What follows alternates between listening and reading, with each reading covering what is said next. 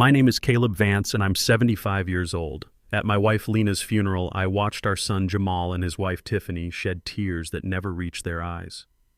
The very next day, they were in our living room taking pictures of the furniture and whispering about appraisals. They thought grief had made me deaf and blind.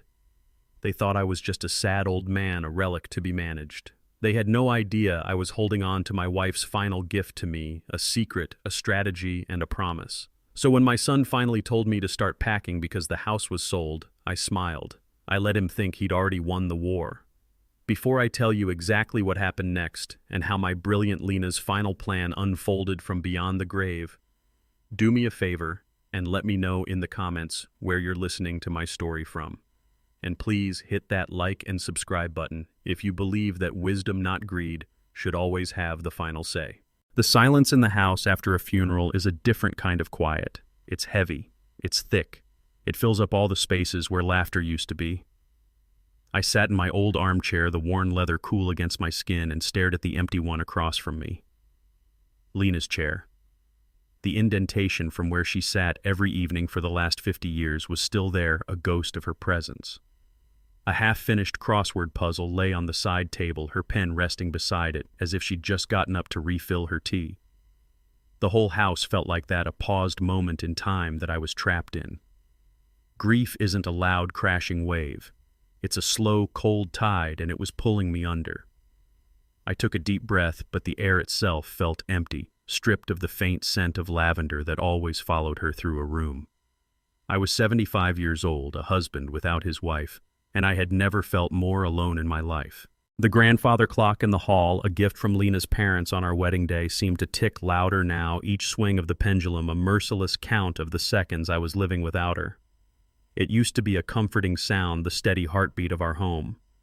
Now it was a countdown. To what I wasn't sure. I ran a hand over my face, the skin feeling thin and papery like an old map. I felt every one of my 75 years. I felt the weight of 50 years of love, and now the crushing weight of its absence. I was vulnerable adrift on an ocean of sorrow, and I knew with a certainty that chilled me to the bone that the sharks were already circling. I wasn't just alone with my grief. I was alone with them. From the kitchen, I heard my daughter-in-law Tiffany's voice, sharp and clear like chipping ice. "Did you get a picture of that grandfather clock, Jamal? Those things go for a fortune online." "I got it.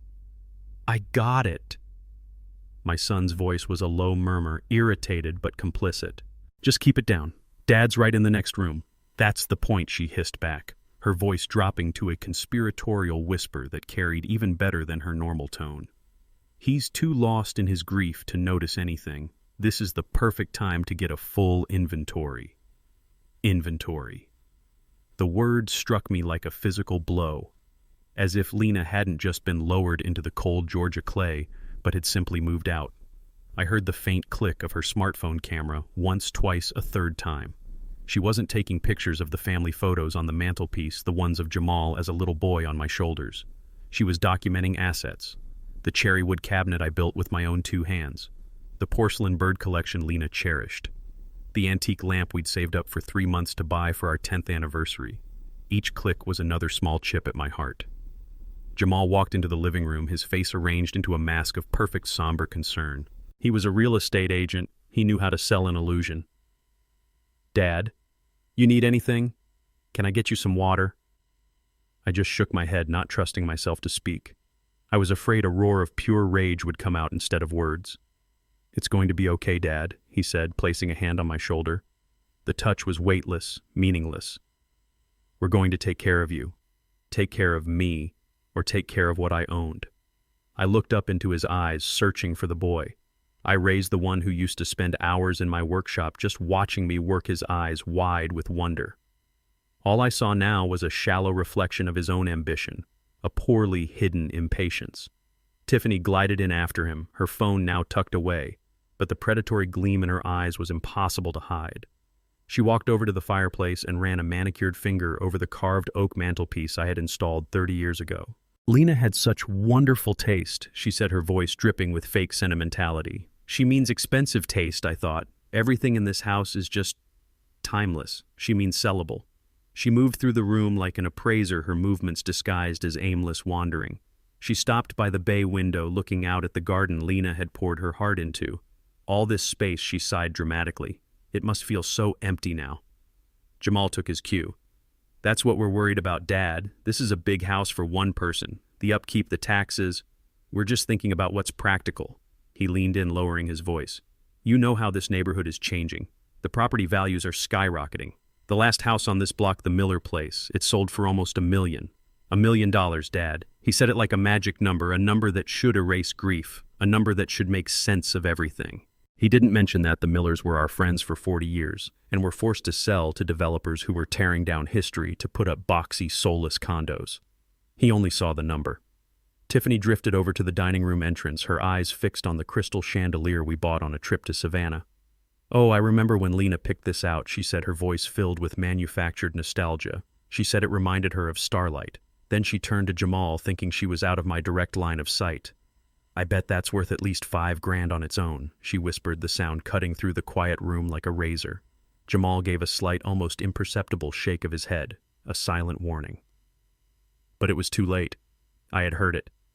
They were vultures picking apart the bones of my life before I was even gone.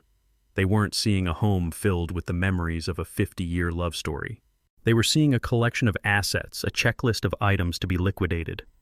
My grief was not a tragedy to them. It was an opportunity, a window of vulnerability they could exploit.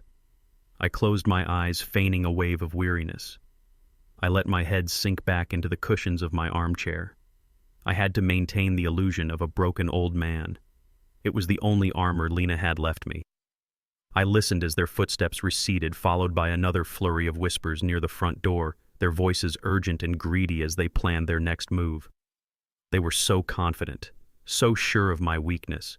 They had no idea that in my silence I was stronger than I had ever been.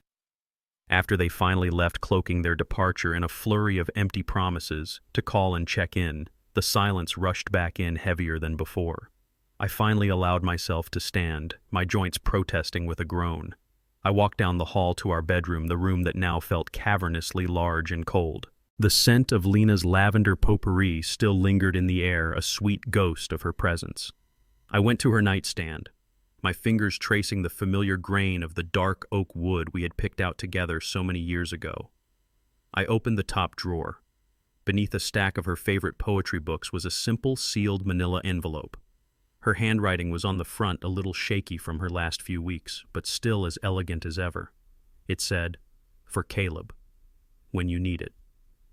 I didn't need to open it, not yet. I knew what it represented. I sat on the edge of the bed, the mattress dipping under my weight, and the memory flooded in as vivid as if it were yesterday. It was a rainy Tuesday afternoon about 2 months before she passed. The illness had taken its toll, leaving her frail beneath the crisp white sheets, but it had not touched her mind. Her eyes, when they met mine, were as sharp and clear as polished steel. The soft light from the window illuminated the lines on her face, lines I had loved for half a century. She had patted the space on the bed next to her. Caleb, she'd said, her voice a soft whisper, but every word was deliberate, filled with purpose. Come sit with me. We need to talk, really talk. I sat down, taking her small, cool hand in mine. We're always talking, my love. No, she said, squeezing my hand with surprising strength. Not like this. I need you to listen, really listen, about Jamal. My heart sank. I knew where this was going. I had seen the small signs she was talking about, but I had chosen to ignore them, to bury them under a father's stubborn hope. Lena, honey, he's a good boy. He's just under a lot of pressure. That business of his, the real estate market, is tough. A sad smile touched her lips, a smile of profound wisdom and gentle disappointment. He was a good boy. Now he's a man who has lost his way, and his wife is holding the map. Don't you see it, Caleb? The way they look at things in this house, the way Tiffany's eyes linger on my mother's pearls, not with admiration but with calculation. The way Jamal talks about this house not as the place he grew up, but as an investment, as prime real estate in a hot neighborhood. She was right. I had seen it. I just hadn't wanted to admit it. It was too painful a truth to accept, a truth that felt like a personal failure. He loves us, Lena. I argued weakly, the words tasting like ash in my mouth. He loves the idea of us, she corrected gently. He loves the security we represent. But Tiffany has taught him to love money more. She's convinced him that our life's work is nothing more than his future inheritance. And they are not patient people, my love. They won't wait. The moment I'm gone, they will start circling. They'll see you not as a grieving father, but as an obstacle between them and the life they feel they deserve. She coughed a dry, rattling sound that tore at my soul. I helped her take a sip of water from the glass by her bed. Her eyes never left mine, holding me with an intensity that belied her physical weakness. That's why I've made arrangements. She continued, her voice stronger, now filled with a fierce resolve. I have not been idle these past few months, Caleb. My lawyer, Ms. Jones, the sharp one, not Henderson, she has everything. There's a plan, Caleb. A plan to protect you, and a plan to give Jamal the one thing he truly needs, the one thing we failed to give him, a lesson. A hard lesson about the difference between value and price. She reached over and tapped the nightstand. There is an envelope in that drawer. It has a key inside. Everything you need to know will begin with that key, but none of it will work unless you make me a promise. Anything. I whispered, my throat tight with unshed tears, the finality of her words settling upon me. Her eyes bored into mine, filled with a fierce, protective love that transcended the pain and the illness. When I'm gone, they will cry. They will put on a show of sorrow. Do not believe their tears, Caleb. They will circle you like vultures, pretending to care for the dying animal while waiting for the feast. Let them. Let them think you are weak. Let them think you are lost without me. Promise me, no matter what happens, no matter what they say or do, you will follow the plan. You will be silent and you will observe. Will you do that for me, Caleb? Will you promise me? I looked at the love of my life, the woman who had built this world with me, now using her last ounces of strength not to fight her own battle, but to protect me from ours. In that moment, my denial shattered, replaced by a painful clarity. I saw everything she was talking about. I saw the path ahead. I leaned forward and kissed her forehead. I promise, Lena, I said, my voice thick with emotion. I promise. Bringing myself back to the present. The memory faded, leaving me alone in the quiet, empty room. The grief was still there, a raw, open wound, but now woven into it was a thread of cold, hard purpose. I was no longer just a victim of my sorrow. I was a man with a mission. I was the executor of my wife's final, brilliant act of love, and I would not fail her. I stood up from the bed and walked back toward the living room. From the doorway, I could see them, their heads bent together over Tiffany's phone, scrolling through what I could only imagine were listings for antique furniture. Jamal was pointing at the screen, and Tiffany was nodding enthusiastically. They were so engrossed in their planning, so confident in my irrelevance, that they didn't even notice me standing there. And in that moment, I looked at my son, the boy I taught how to ride a bike and bait a fishing hook, and I saw a stranger. The love was still there, buried deep beneath layers of disappointment, but the illusion was gone. Lena's words had stripped away the filter of a father's hope. I no longer saw a misguided son. I saw an adversary. I no longer saw an ambitious daughter-in-law. I saw a predator. They were exactly what Lena had said. They were vultures waiting for the feast. A strange calmness settled over me. The raging sea of my grief had not vanished, but it had frozen over, becoming a solid, clear sheet of ice. Beneath the surface, the pain was still immense, churning and cold, but on top, I could finally think. I could finally plan. My promise to Lena was not a burden. It was my armor and my sword. I knew with absolute clarity what I had to do. My performance had to be flawless. I had to become the man they already saw me as, a relic from a bygone era, befuddled by grief, too tired to fight. I had to let them underestimate me. In fact, I had to encourage it. Their arrogance would be their downfall. My perceived weakness would be my greatest strength. I was a carpenter by trade. I spent my life taking raw materials and shaping them into something strong and lasting. I knew how to be patient, how to be precise, how to follow a blueprint. And Lena, my brilliant Lena, had left me the most important blueprint of my life. This deception would be my final project, my masterpiece built in her honor. I took a deep breath and deliberately shuffled into the room, leaning heavily on a nearby table as if unsteady on my feet. I let a look of confusion cloud my face. What were you two talking about? I asked, my voice intentionally frail and a little raspy. They both jumped, startled, quickly shutting off the phone. They exchanged a quick, triumphant glance. The hook was set. Just admiring the house, Dad, Jamal said, his voice oozing a fake sympathy that was now painfully obvious to me. just talking about all the wonderful memories. I looked at them, my heart a block of ice, but my face a mask of sorrow, and I gave a slow, sad nod. So many memories, I whispered. The performance of a lifetime had just begun, and I would not miss a single line. This was for Lena. 4 days later, they came back. I was in the kitchen trying to remember how Lena made her coffee, a little bit of cinnamon. She always said it warms the soul. When I heard their key in the front door, they didn't knock. They were already treating the house like it was theirs. They walked in carrying a grocery bag filled with things I didn't eat: kale, almond milk, some kind of organic cereal that looked like birdseed. It was a prop, another piece of their stage production titled, "We Are Such Caring Children." Dad Jamal called out, his voice echoing in the too quiet house. "We brought you a few things." I walked into the living room, leaning on my cane a little more than I needed to. Tiffany rushed over, her face a perfect picture of concern. "Oh, Caleb, you look tired. Have you been eating properly? We were so worried we couldn't sleep last night just thinking of you here all alone." She says all alone, but she means unsupervised, I thought. I offered a weak smile. "I'm managing. Thank you for the birdseed." She laughed, a tinkling sound that didn't reach her cold, calculating eyes. "Oh, you. It's good for you. We just want to make sure you're taking care of yourself." She placed the bag on the kitchen counter and then pivoted her tone, shifting from personal to practical with breathtaking speed. "You know, Caleb, lying awake last night, I had a thought. A really important one." I sat down in my armchair, bracing myself. The performance was beginning. "Oh, yes," she said, pulling a chair closer, leaning in as if she were about to share a profound secret. "This house, this beautiful house, is your life's work. It's your biggest asset, your nest egg. We have to make sure it's protected." I stayed silent, letting her spin her web. With everything that's happened, paperwork can get lost. Policies can become outdated. What if there was a fire or a tornado? God forbid.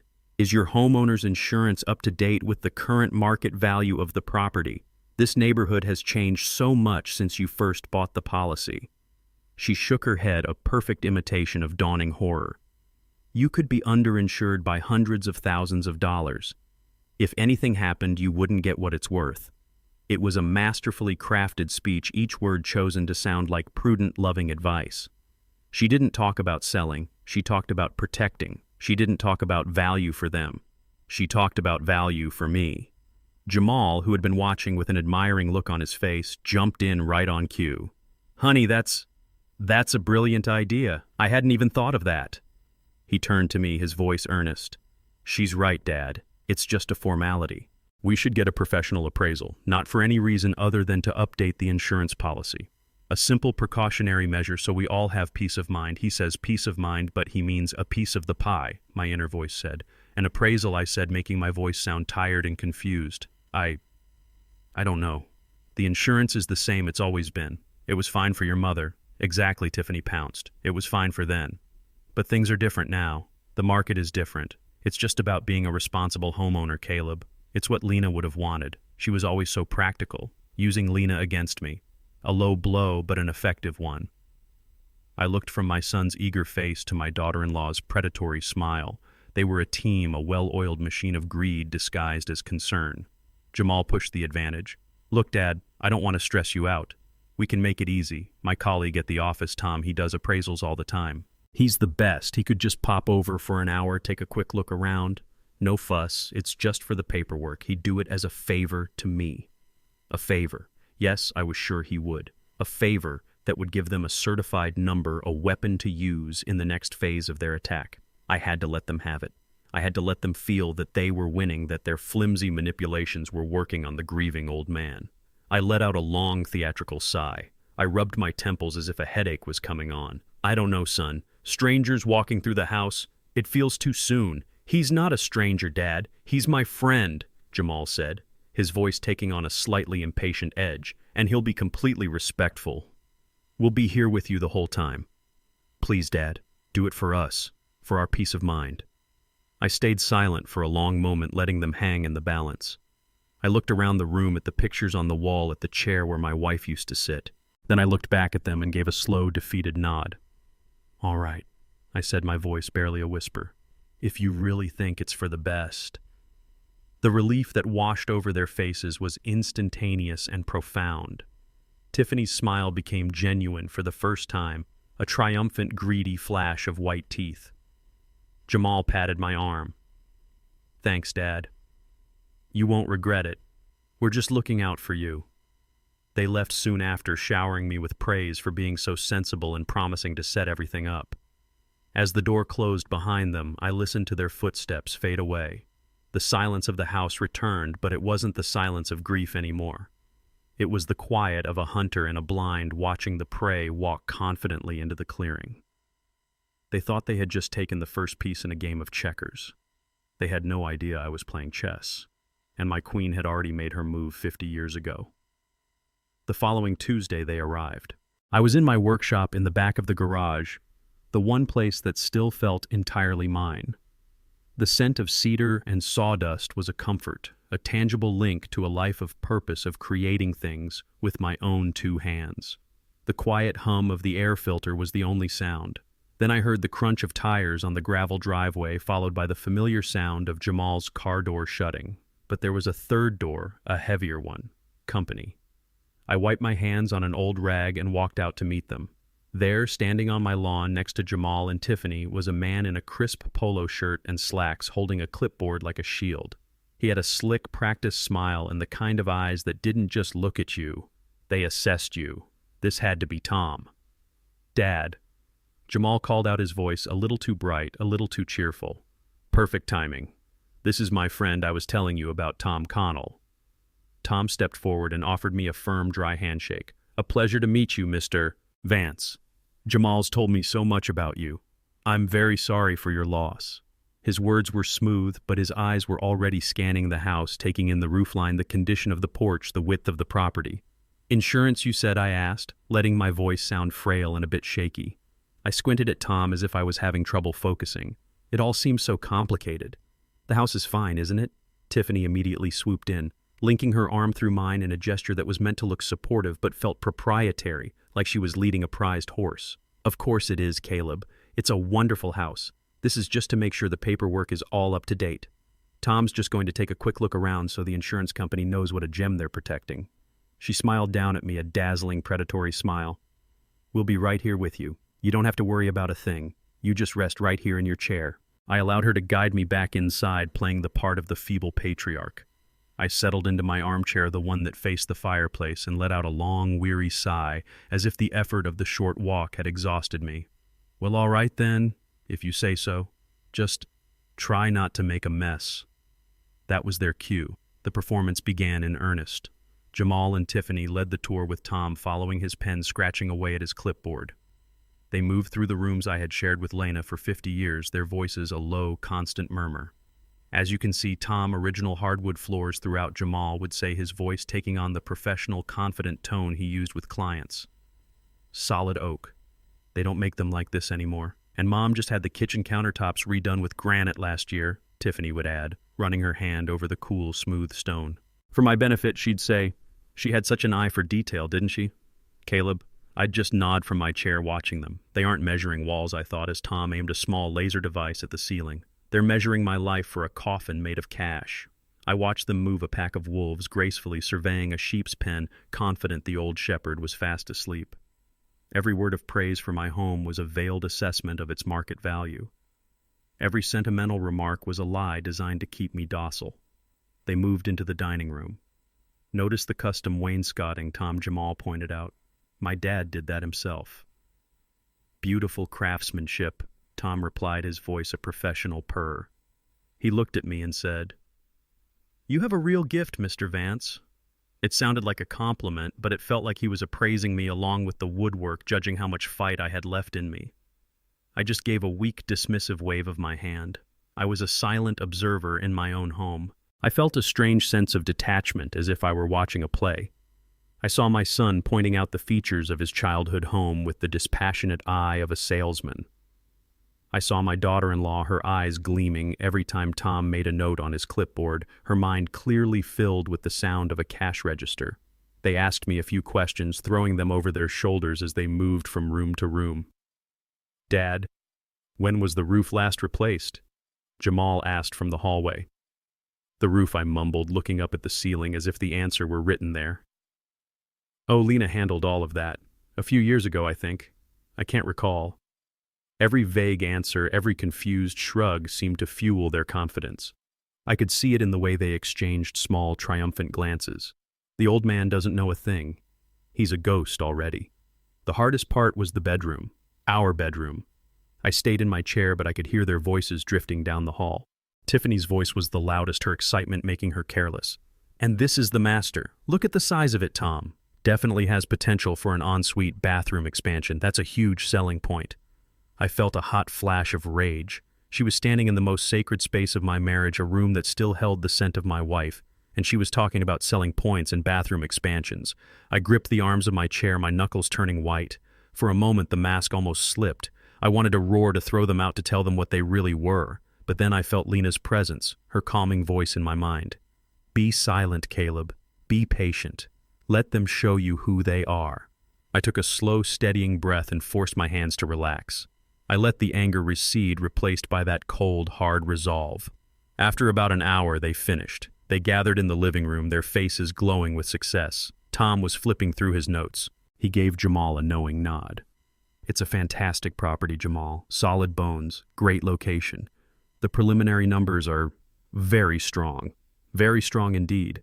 He said it just loud enough for me to overhear another calculated move in their game designed to make me feel overwhelmed by the sheer scale of the asset I was supposedly mismanaging. They thanked me profusely for my time. Tiffany even bent down and gave my hand a condescending pat. You were so good, Caleb. Thank you for letting us do this. It's all for the best, you'll see. As I watched them walk to the door, their shoulders were back, their steps were light. They were smug, victorious. They had gotten what they wanted. They had their number. They had the weapon they needed for the next stage of their plan. They thought they had just played me like a fiddle. The front door clicked shut and the silence returned. I sat in my chair, unmoving for a long time. The performance was draining. But as I looked at Lena's empty chair, I knew it was worth it. The hunter had successfully convinced the wolves he was nothing but a helpless sheep, and soon they would walk right into the trap. The heavy oak door of my house clicked shut, the sound echoing the closing of a chapter. Inside the car, a sleek silver Lexus SUV that smelled of leather and vanilla air freshener. Tiffany let out a long, theatrical sigh of relief. The mask of somber concern she had worn for the last hour melted away, replaced by a look of undisguised, triumphant glee. She turned to Jamal, who was starting the engine, and a wide, smug smile spread across her face. That was too easy, she said, her voice a triumphant purr. So easy. He didn't suspect a thing, not a single thing. She laughed, a short, sharp sound. Did you see his face when you mentioned the roof? He looked like a lost little puppy. It's almost sad. There was, of course, no sadness in her voice at all. Jamal pulled the car away from the curb, his knuckles white on the steering wheel for a moment before he relaxed his grip. He glanced in the rearview mirror at the house he grew up in, shrinking in the distance. He's old Tiff. And Mom's death. It really hit him hard. He's not all there right now. He said it not with pity, but with a clinical detachment, a justification for his own actions. Honestly, we'll get this done quickly. It's for the best. It's for the best for us, Tiffany corrected, pulling down the vanity mirror to check her lipstick. Let's not pretend we're doing this for him. We're saving ourselves. Did you get the alert from the bank? The mortgage payment is due Friday. Jamal winced. I saw it. I'll handle it. Handle it with what she snapped, her voice losing its purr and gaining a hard, brittle edge. Jamal, we are drowning. That commission you were counting on fell through. My credit card is maxed out from the trip to Aspen you insisted we take. We need this. That house isn't just a house. It's our lifeline. It's our ticket out of this mess. I know, he said, his voice low. I know. Tom said the preliminary numbers are strong. Very strong. That neighborhood is hot. We sell the house, pay off our debts, and we'll still have a huge chunk left over to invest. We'll be set. He was trying to convince himself as much as her.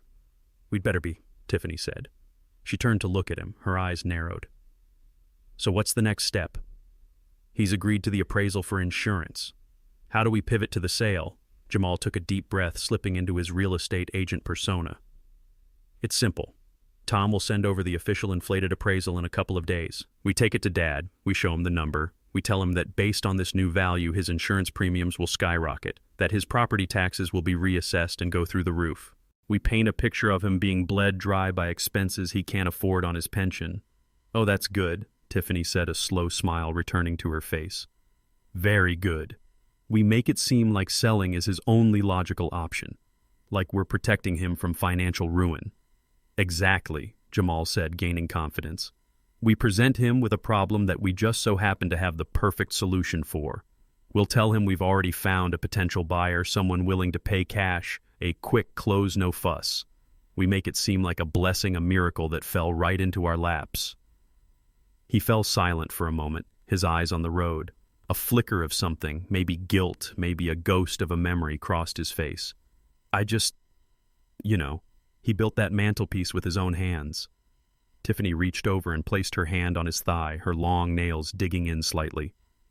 Don't go soft on me now, Jamal, she said, her voice firm. He had his life. He and your mother had 50 years in that house. It's our turn now. Think about it. This isn't just about us. It's about our future, our kids' future. Your mother would have wanted you to be secure. She would have wanted you to have the life you deserve. This is our legacy. He nodded, the flicker of doubt gone, replaced by the hard resolve she had instilled in him. He was doing the right thing. He was taking what was rightfully his. You're right, he said. You're always right. She smiled, leaning back in her seat, satisfied. I know, she said. They drove on in comfortable silence, two predators who had successfully scouted their prey, their confidence soaring. They were already spending the money in their heads, planning their future, completely oblivious to the fact that the old man in the quiet house behind them was not the prey at all. He was the hunter, and they were walking deeper and deeper into his trap. A week passed, a week of silence. I didn't hear from Jamal or Tiffany, not a single phone call to check in on their grieving old father, but I knew they weren't being idle. The silence from their end was the sound of a well-oiled machine churning in the background, preparing for the final phase of its operation. I spent the time getting my own affairs in order, making the calls Lena had instructed me to make, moving the pieces on the board that only I could see. I watered Lena's garden. I sat in my workshop, the scent of cedar calming my nerves. I waited. The waiting ended on a Thursday afternoon. The sky was a hazy, humid white, the air thick and still. I saw Jamal's Lexus pull into the driveway, but only one car door opened. He was alone. This was it. Tiffany, the strategist, had sent her soldier in to deliver the killing blow. He didn't use his key this time. He rang the doorbell, a formal, deliberate act. He wasn't coming in as a son visiting his father. He was arriving as a businessman for an appointment. I took my time answering, letting him wait on the porch, the heat of the Georgia afternoon pressing in. When I finally opened the door, I saw a man I barely recognized. The mask of the concerned son was gone completely. In its place was a hard, impersonal resolve. His eyes were cold, his jaw was set. He was dressed in a sharp, dark gray suit and was carrying a sleek leather portfolio. "Hello, Dad," he said. His voice was flat, devoid of warmth. "Jamal." I replied, my own voice quiet. "I wasn't expecting you.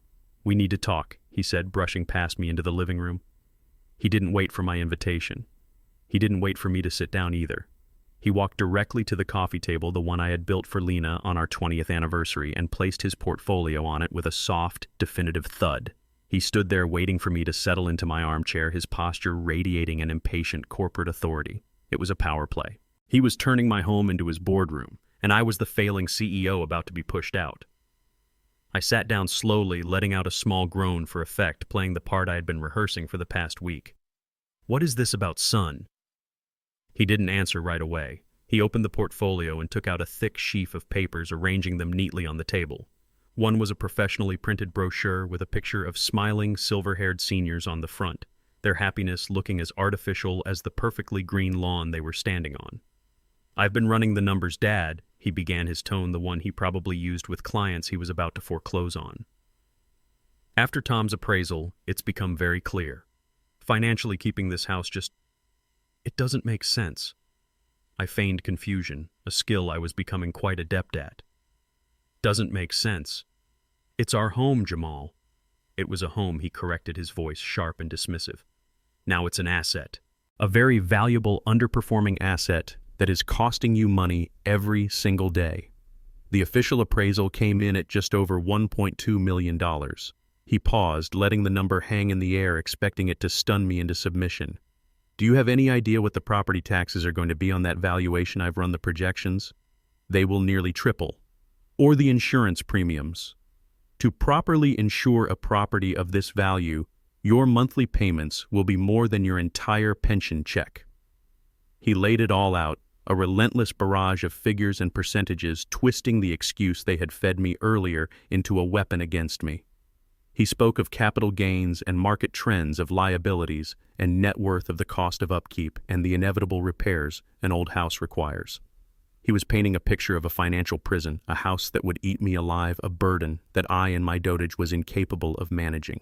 He wasn't talking to his father. He was talking to a balance sheet. I let him talk, nodding occasionally, my face a mask of bewildered sorrow. Inside, I was marveling at the coldness of it all. He had inherited his mother's intelligence, but none of her heart.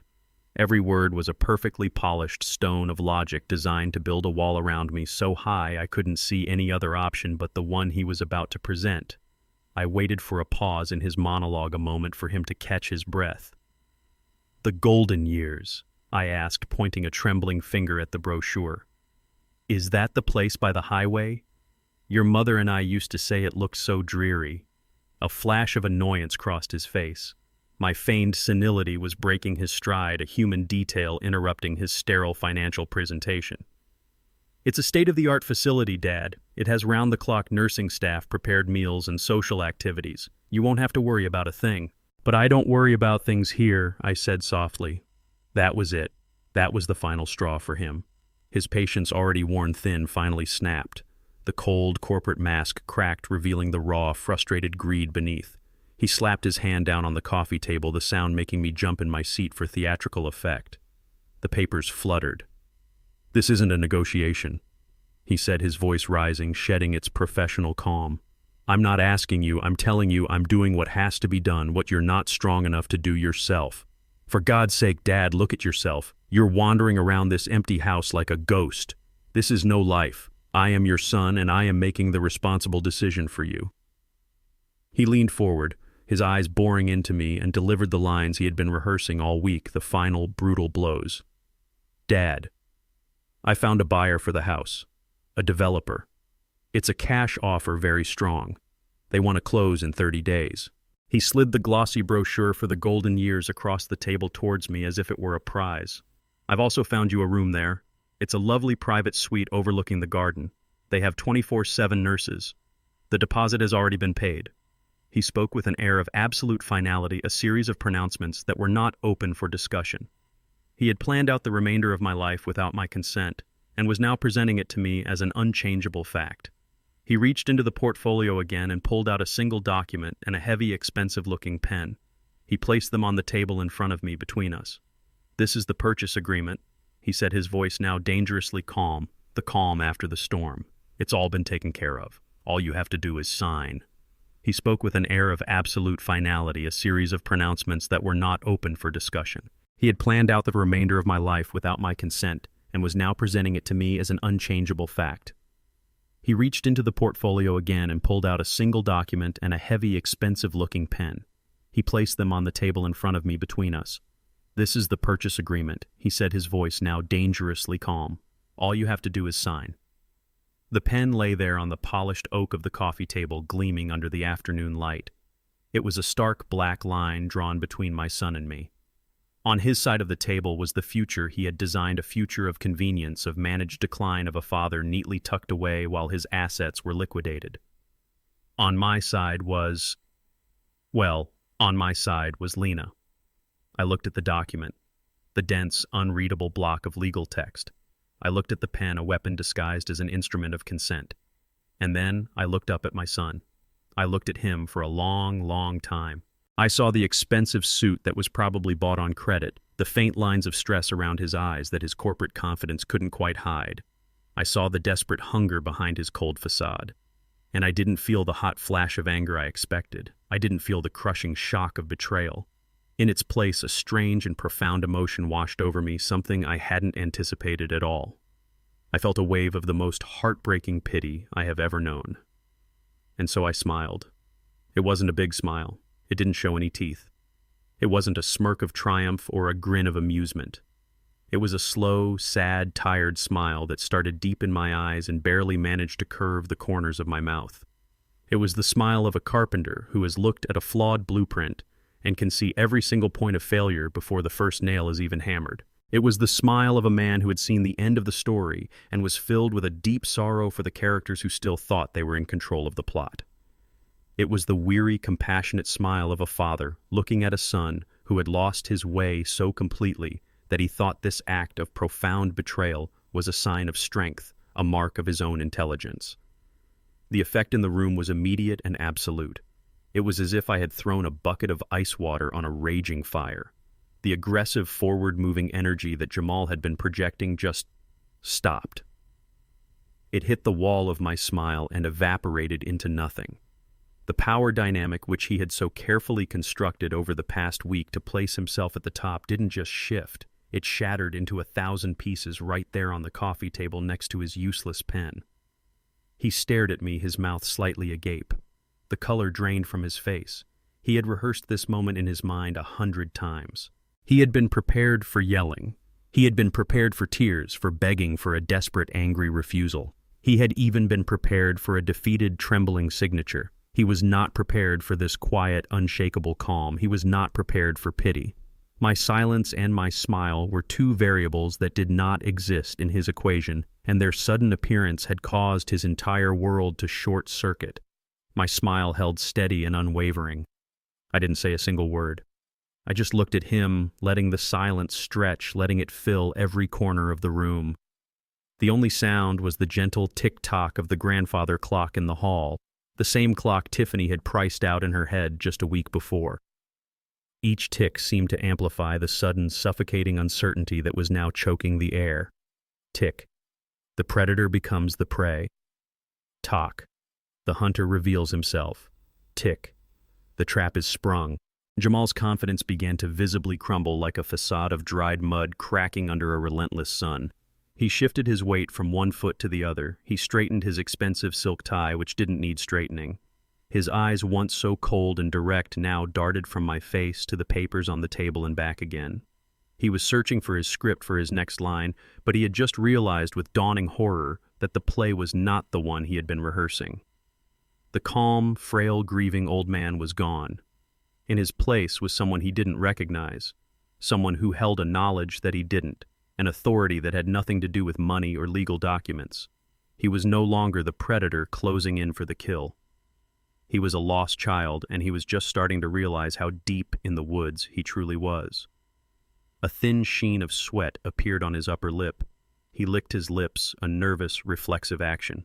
The silence was clearly a form of torture for him, now a weapon I was wielding without a single word. He had built his entire confrontation on the foundation of my expected weakness, my predictable grief. My smile had just taken a sledgehammer to that foundation, and he was now standing on crumbling ground, the abyss of the unknown opening up beneath his feet.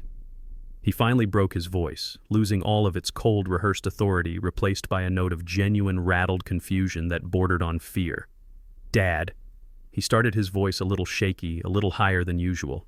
He cleared his throat and tried again, attempting to regain his composure, but failing miserably. What is that? What are you smiling about?" He gestured wildly at the papers on the table, his hand trembling slightly. "This is serious. I told you I sold the house. This is a legally binding offer. There's nothing funny about this." I let my smile fade, but replaced it with the same calm, pitying expression. I leaned forward slightly in my chair, my old bones protesting, but my eyes were clear and focused. I looked at him, my son, my only child. A man so lost in the weeds of his own greed that he couldn't see the cliff just a few feet in front of him. And I felt another pang of sorrow, not for myself, but for the devastating lesson he was about to learn. He thought he was closing a deal. He had no idea he was about to open a Pandora's box that his mother had so carefully and so lovingly prepared for him. The time for silence was over. It was time to speak. I let my smile fade, but replaced it with the same calm, pitying expression. I leaned forward slightly in my chair, my old bones protesting, but my eyes were clear and focused. I looked at him, my son, my only child, a man so lost in the weeds of his own greed that he couldn't see the cliff just a few feet in front of him. And I felt another pang of sorrow, not for myself, but for the devastating lesson he was about to learn. He thought he was closing a deal. He had no idea he was about to open a Pandora's box that his mother had so carefully and so lovingly prepared for him. The time for silence was over. It was time to speak. My voice when it came out was not the frail, reedy thing I had been pretending to have for the past week. It was clear, steady, and resonant, the voice of a man who had spent a lifetime in his workshop speaking over the sound of saws and sanders. It was the voice of a man who was in complete control. "Funny," I said softly. "No, son. Nothing about this is funny. In fact, it's a tragedy." I pushed myself up from my armchair, my movements slow and deliberate, but not weak. I stood to my full height, looking my son directly in the eye. For the first time since the funeral, he wasn't looking down on me. We were equals, and he looked terrified. I'm not smiling because I find this amusing. I continued, taking a slow step toward the coffee table that separated us. "I'm smiling because for the first time I see you exactly as your mother predicted I would. I see the plan you've laid out with such meticulous detail." I gestured to the papers on the table. "A cash offer from a developer, a quick 30-day close, a room at the Golden Years with a lovely garden view, I'm sure. The deposit is already paid, you said." "You've been very thorough, Jamal. Very methodical. You've planned out every last detail of my life as if it were a business transaction to be finalized. You've assessed the assets, calculated the returns, and arranged for the disposal of the primary obstacle, me." I let the words hang in the air. His face was a mask of disbelief. The script was gone. The roles were reversed. He was no longer the one in charge of this meeting. "You have boxed up my future," I said, my voice dropping lower. "You've put a price tag on it and you've sold it to the highest bidder. You've done your work with a cold, admirable efficiency. And for that, I suppose you should be commended. You've become the ruthless businessman you and Tiffany always wanted you to be." I paused, letting him absorb the shock, letting him understand that the frail, confused old man he thought he was dealing with had been an illusion. "But you've overlooked one thing," I said, my voice now barely a whisper, forcing him to lean in, to strain to hear the words that would bring his world crashing down. "A very, very important detail in your otherwise flawless plan." I looked him straight in the eye, the pity I felt for him now mixing with the cold, hard steel of Lena's final promise. "You see, son, while you were so busy packing up my future, I've been busy too. I've already finished my packing. But it wasn't my things I was packing." The confusion on his face was absolute. His mind was scrambling, trying to process the words, trying to find a threat in them, but coming up empty. He opened his mouth, but no sound came out. I gave him no time to recover. "I've been packing up your mother's legacy," I said, my voice growing stronger with every word. "Everything she wanted, every wish she had, every last, brilliant detail she planned for a day just like this. The day you would finally show us who you've become." I gestured around the room at the furniture he had appraised, the walls that held our history. "You see all this. You see this house, this furniture, these memories. You think you're selling a building. You think you've calculated its value down to the last dollar. But you have no idea what's really for sale. You have no idea what you've just done." I left him standing there, his perfect plan in tatters, his face a canvas of dawning horror. He was starting to realize that he wasn't the one holding the pen. He was just a pawn in a game that had been set in motion long before he ever thought of it, a game designed by a brilliant woman whose love for her family was so fierce it had reached out from beyond the grave to protect it. And he had just made his final, fatal move.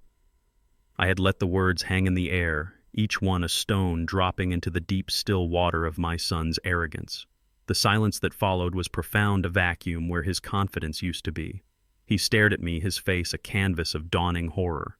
His mind, so quick and calculating just moments before, was now visibly scrambling, trying to process a variable that had never been part of his equation. He opened his mouth, but no sound came out. The carefully constructed world he had built for himself over the past few weeks, a world in which he was the predator and I was the prey, had just been hit by an earthquake. And he was standing at the epicenter, feeling the ground beneath his feet give way. Packing, he finally stammered the word, barely a whisper. "What are you talking about? What legacy? What plan?" I gave him a slow, sad nod and gestured to the chair opposite mine. "Sit down, Jamal. It's a long story, and it's time you heard it." He hesitated for a moment, then sank into the chair, his movements stiff and uncertain. He was no longer the one in control. He was a spectator now, waiting for the curtain to rise on a play he never knew he was a part of. "This wasn't my plan, son." I began, my voice calm and steady. "This was your mother's. It all started a little over a year ago, not with a bang, but with a whisper she overheard while you and Tiffany thought she was napping." My mind drifted back, and the living room around me faded, replaced by the memory as sharp and clear as a photograph. It was a bright spring afternoon, and Lena was in the sunroom, resting in her favorite wicker chair with a book on her lap, her eyes closed. Tiffany was in the kitchen, talking on her phone, her voice a low, urgent hum. I was in the workshop at the time, but Lena told me all about it later that evening, her voice devoid of its usual warmth. She was talking to her sister, Lena had said, her hands tightly gripping her teacup. She was complaining about money, about the lease on her luxury car being almost up. And then she laughed, Caleb. She laughed and said, "Don't worry, it's just a temporary liquidity problem. We're just waiting for the main estate to mature. We're exploring options for a bridge loan leveraging future assets to cover our current obligations." Lena had looked at me, her eyes searching mine. She was talking about us, Caleb. We are the main estate. She was talking about borrowing money against the value of this house against our home before I'm even gone. I remember trying to find another explanation, any other explanation. Maybe you misheard, honey. Maybe she was talking about her own parents. No, Lena had said, her voice cutting through my denial with a surgeon's precision. Her tone, it was proprietary. It was the sound of someone who already believed they were the owner of something. The sound of someone counting their chickens before they'd hatched. And we, my love, are the chickens.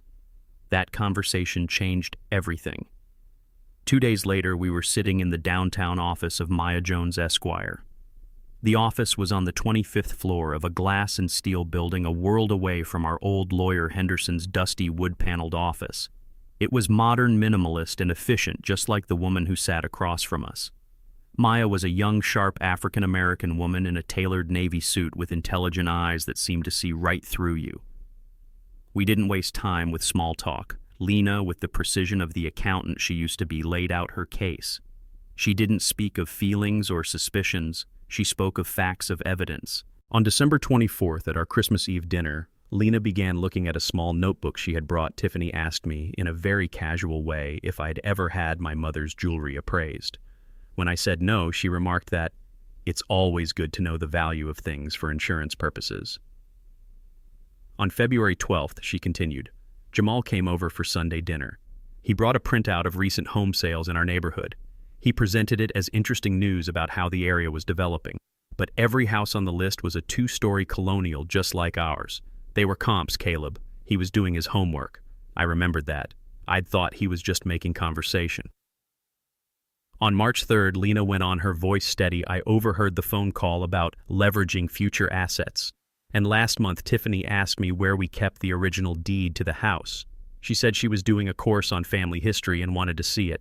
Lena closed her notebook and looked at Maya. Individually, these are small things, a curious question, a casual conversation. But together they form a pattern of assessment, a pattern of impatience, a pattern of greed. I watched Maya listen, her focus absolute. She didn't interrupt. She just absorbed every word, her expression unreadable, occasionally making a small note on a legal pad with a silver pen. When Lena was finished, a heavy silence filled the room. Maya leaned forward, her hands clasped on the glass desk. Mr. and Mrs. Vance. She said, her voice resonating with a quiet authority that instantly commanded respect. Your instincts are correct.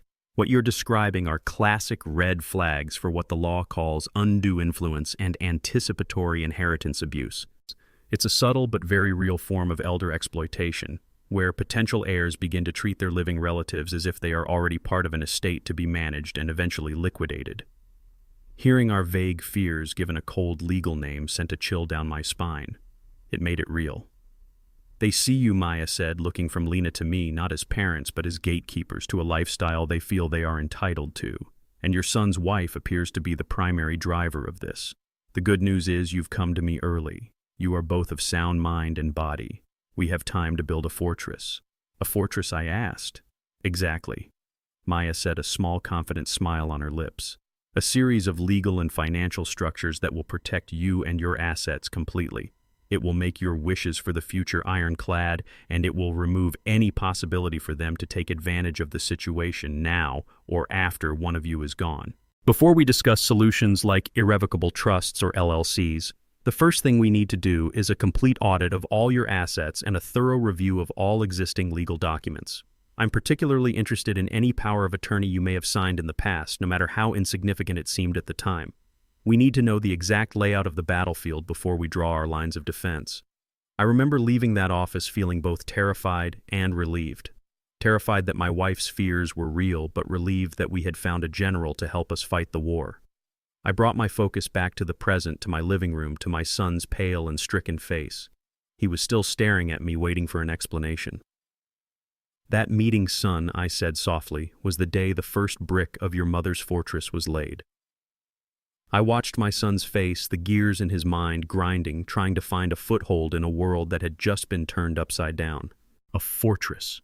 He repeated, his voice barely a whisper. What are you talking about? The first brick of your mother's fortress, son, I said, my voice low and even, was the most important. It was the one that made everything you've done for the past few weeks, the appraisal, the secret meetings, this little performance right here, completely and utterly meaningless. It was the day nearly a year ago that your mother and I took this house off the market, forever. The memory washed over me, not hazy, but sharp and vivid. We were back in Maya Jones's office, the city lights beginning to twinkle in the dusk outside her panoramic window. A thick stack of documents sat on her glass desk, bound in a neat blue folder. The top page read, The Vance Family Heritage Trust. Maya looked at us, her expression serious. I want to be perfectly clear before you sign, she said, her voice precise. This is an irrevocable trust. The word irrevocable is not just legal jargon. It means it cannot be undone. Once you sign these papers, the ownership of your home at 125 Magnolia Drive is legally transferred to the trust. It will no longer belong to you and Lena as individuals. I felt a knot tighten in my stomach. Not own my own house, the house I built. The floors I laid, the walls that held 50 years of my life. It felt wrong, like a betrayal of the very idea of home. Maya seemed to read my mind. You will be the lifetime trustees and sole beneficiaries, she explained gently. That means you retain absolute control. You can live here, you can renovate, you can paint the walls purple if you want to. Nothing about your day-to-day life will change. What will change is that the house is no longer a personal asset. It is an asset of the trust. It cannot be used as collateral for a loan by anyone. It cannot be seized by creditors. And most importantly, it cannot be sold by an individual, not even by you, without following the strict rules laid out in the trust agreement. The trust is its own legal entity, and its only purpose is to preserve the family home as a residence as per Mrs. Vance's explicit instructions. I looked at Lena. She was calm, her hands resting peacefully in her lap, but I could see the steel in her eyes. This was her will being forged into a legal reality. I thought about Jamal, my son, and a wave of deep, profound sadness washed over me.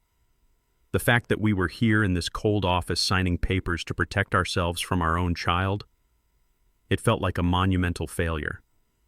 My hand trembled slightly as I reached for the heavy, expensive pen Maya offered me. It's okay, Caleb, Lena said softly, placing her hand over mine. Her hand was cool, but her grip was steady. This is not an act of distrust. It's an act of protection.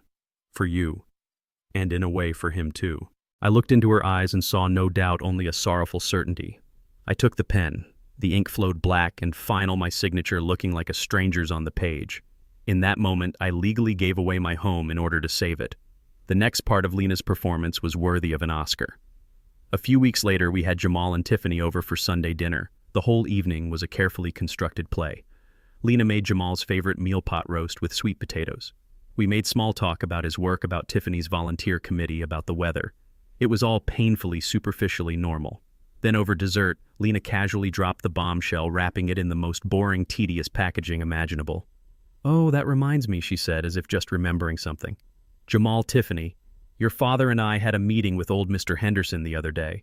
She lied so smoothly, never mentioning Maya Jones. Using Henderson's name was a stroke of genius. He was a familiar, non-threatening part of their world. "He's getting on in years, and he's been nagging us about our estate planning. He advised us to put the house into a simple family trust, something about making probate court easier for you down the line. A lot of legal paperwork, but he says it will save you a big headache in the future." She waved her hand dismissively as if talking about plumbing repairs. "So we did it. The house is in the Vance Family Heritage Trust now. You won't have to worry about any of it for a long, long time, thank God." I watched their faces. They exchanged a small, almost imperceptible glance. It was a look of shared victory. Jamal, the real estate expert, leaned back in his chair, a knowing, slightly condescending smile on his face. "Oh, a revocable living trust?" he asked, already assuming he knew best. "Yeah, that's standard estate planning." "Good idea, Mom. It keeps things clean, avoids probate." Henderson's old school, but he knows his stuff. He completely missed the significance of the word I had heard so clearly in Maya's office, irrevocable. To him, a trust was just a box to hold the assets until he was ready to open it. Tiffany was even more effusively positive, her eyes shining with greed. "That's so responsible of you both," she said, reaching over to pat Lena's hand. "We're just so glad you're thinking ahead and making things simple for everyone." For us is what she meant, and we all knew it. Their confidence, their arrogance was so absolute. They thought this was a step in their favor, a neat little package that would make their eventual inheritance even easier to unwrap. I remember after they left that night, Lena and I stood in the kitchen washing the dishes in comfortable silence. She looked over at me, her eyes filled with a mixture of sadness and grim satisfaction. "They took the bait," she said softly. The memory faded, and I was back in the present, looking at my son's shocked, pale face. He was still processing the words, his mind refusing to accept the implications. "You thought it was a simple trust, a headache saver?" I said, my voice cutting through his confusion. "You never bothered to ask the right questions. You never bothered to read the fine print. You never understood that your mother wasn't saving you a headache. She was building a wall. And you, son, you just ran into it at full speed." Jamal stared at me, his face a mask of disbelief. "A wall? What are you talking about? What trust?" The words tumbled out, a frantic search for an explanation that made sense in his world, a world where he held all the cards. "The Vance Family Heritage Trust, son," I said, my voice calm and even. "The one you and Tiffany were so happy about. The one you thought was just a simple way to avoid probate. It was never about making things simple, Jamal. It was about making them impossible. Impossible for you." I let that sink in, watching the dawning horror in his eyes. But I knew the first wall of Lena's fortress, the trust, was only the beginning. There was more. There was the escape plan. She had built a secret so well kept that not even a hint of it existed in their calculated world. My mind drifted back again, this time to a rainy Saturday when the sky over Atlanta was the color of wet slate. Lena had been feeling a bit stronger that week. "I'm tired of being cooped up in this house, Caleb," she'd said, a mischievous glint in her eye I hadn't seen in months. "Let's go for a drive, a long one. Just us." I was happy to see her feeling better, so I didn't ask any questions. I just helped her into the car, and we drove. We drove for over an hour, out past the sprawling suburbs and the endless strip malls, heading northeast, the city receding in the rearview mirror. The conversation was light, about old times, about the garden, about everything and nothing. It felt like one of our old Sunday drives, spontaneous and free. Finally, she directed me to turn down a long, winding gravel road I had never seen before, the tires crunching softly. The road was lined with tall, whispering pine trees, their branches heavy with rain. It opened up, and there on the shores of Lake Lanier was a small, secluded property. It was a beautiful, modest cabin built of dark cedar nestled amongst the trees, with a wide, screened-in porch overlooking the still gray water. "Pull in here," she said. "What is this place?" I asked. My voice filled with awe. It felt a world away from everything, a pocket of quiet peace. "This is our real home, Caleb," she said, turning to me, a rare, triumphant smile on her face. "Well, soon to be your home. I bought it 6 months ago." I was stunned. I just stared at her, my mind unable to process the words. "How with what money I look at our bank statements, Lena?" There hasn't been a withdrawal big enough for a down payment on a tool shed, let alone this. With the inheritance my mother left me, she explained, turning off the engine. The only sound was the gentle, rhythmic patter of rain on the car roof. I never mixed it with our joint accounts. I kept it separate in its own investment fund for a day, just like this. I bought it through an LLC, a limited liability company that has no legal connection to our name. This place is a ghost, Caleb. It doesn't exist in their world. If the worst ever happens, if they ever make the big house unbearable, this is where you will go. This is your sanctuary. We got out of the car, an old quilt draped over our heads to shield us from the rain, and she showed me around. The inside was simple, furnished with comfortable, sturdy pieces. It smelled of pine and fresh paint. There was a large stone fireplace with a stack of seasoned firewood already waiting beside it. And in a small room off the back, a room with a large window that looked out onto the lake, was a brand new, fully equipped workshop. A heavy-duty table saw a drill press a lathe. It was a carpenter's dream, far better than the cramped space I had in our garage. For you, she'd said, her voice soft. So you can keep building things. So you can have peace. So you can hear the sound of the water instead of the sound of their greed. I remember standing there in the middle of that workshop, my hand resting on the smooth, cool steel of the new table saw, and I was speechless. I was overwhelmed by the depth of her foresight, by the sheer fierce power of her love. She wasn't just planning for a legal battle. She was planning for my life, for my soul. She knew that without my work, without a place to create, a part of me would wither and die. How did you even manage all this? I asked, my voice thick with emotion. Maya helped with the LLC, she said. And I've been paying for it with the dividends from my mother's old stock portfolio. Jamal and Tiffany have never seen those statements. They don't even know the portfolio exists. To them, this place is completely invisible. We stood on the screened-in porch for a long time, watching the rain dance on the surface of the lake. It was the most peaceful I had felt in months. This is the second wall of the fortress, Caleb, she had whispered, leaning her head on my shoulder. The first wall, the trust, is to keep them out. This wall is to keep you safe. A place they can never touch, never even find. A place where you can be free of them.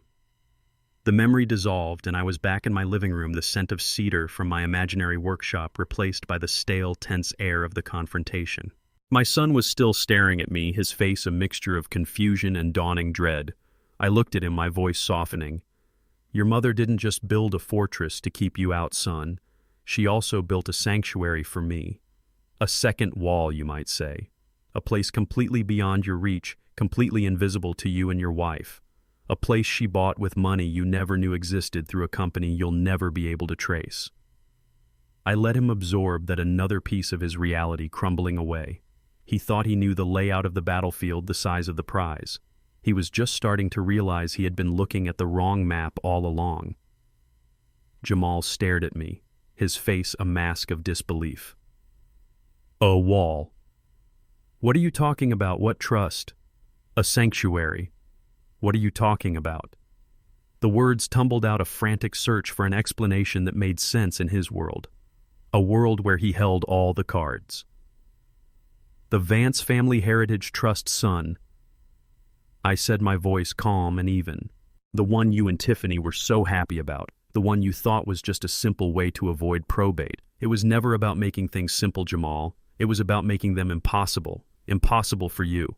I let that sink in, watching the dawning horror in his eyes as he began to understand the scale of the game he was in. He looked at me, searching for the frail, confused old man he thought he knew, the one he had so easily manipulated just a week ago.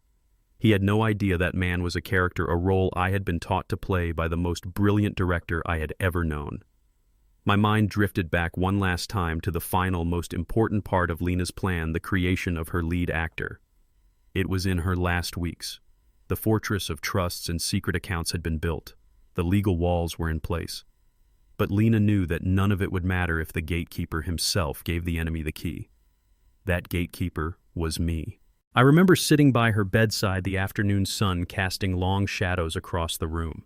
She had been weaker that day, her voice a fragile whisper.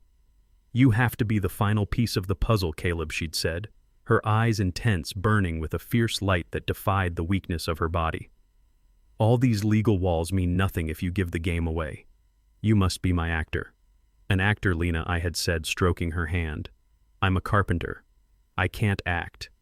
Oh, yes, you can. She'd insisted, a faint, mischievous smile playing on her lips. It was the smile I had fallen in love with 50 years ago. You've been acting for years. You act like you enjoy Tiffany's dry casserole. You act like you're interested when Jamal talks about his sales commissions. This is just one more role, the most important one of your life. And so our rehearsals began.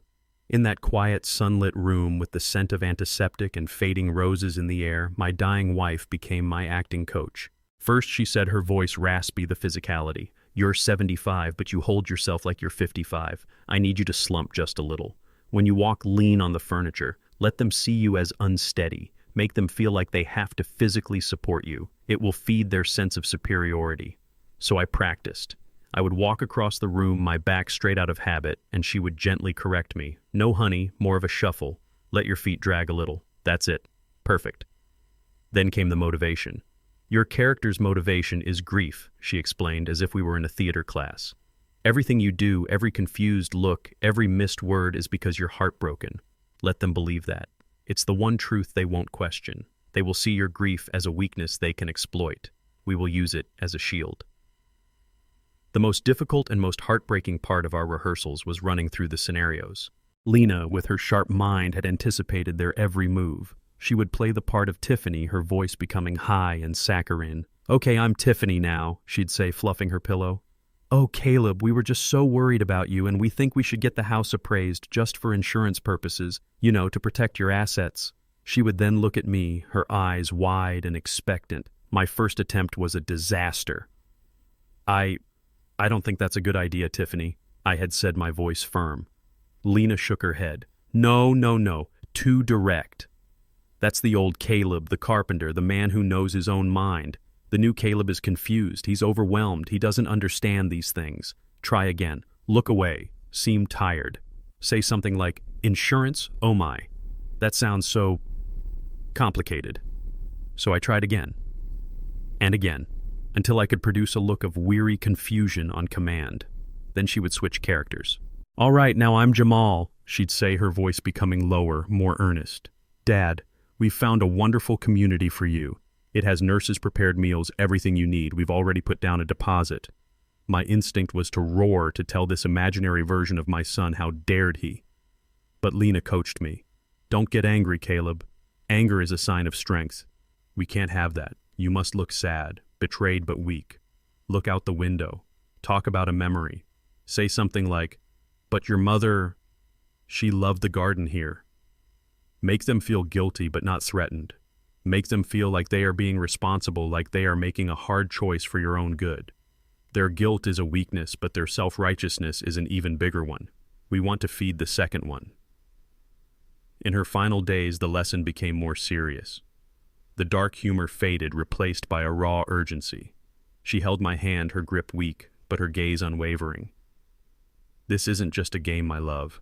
This is a war for your peace, for the dignity of our life together. And in this war, their greatest weapon is their belief that they are smarter than you, that you are just a simple old man who worked with his hands. They will underestimate you. That is the entire foundation of their plan. Never, ever let them think otherwise. Not until the very last moment.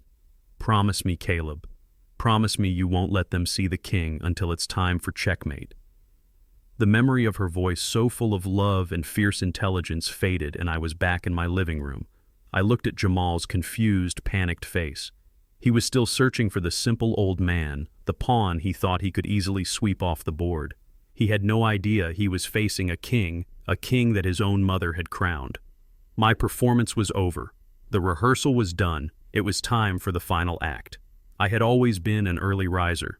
It's a habit you get into when you work with your hands, a rhythm set by the rising sun, not an alarm clock. But on this morning, the last morning I was awake before the first hint of gray light touched the window pane. I lay in bed in the guest room where I'd been sleeping for the past few days and listened to the silence. It was a different silence now. It wasn't the heavy, grief-stricken quiet that had descended after Lena's passing. This was a hollow, echoing silence.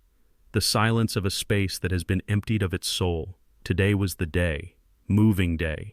The day my son Jamal and his wife Tiffany believed they would be escorting me to a sterile room in a place called Golden Years, leaving the life I had built to be dismantled and sold to the highest bidder.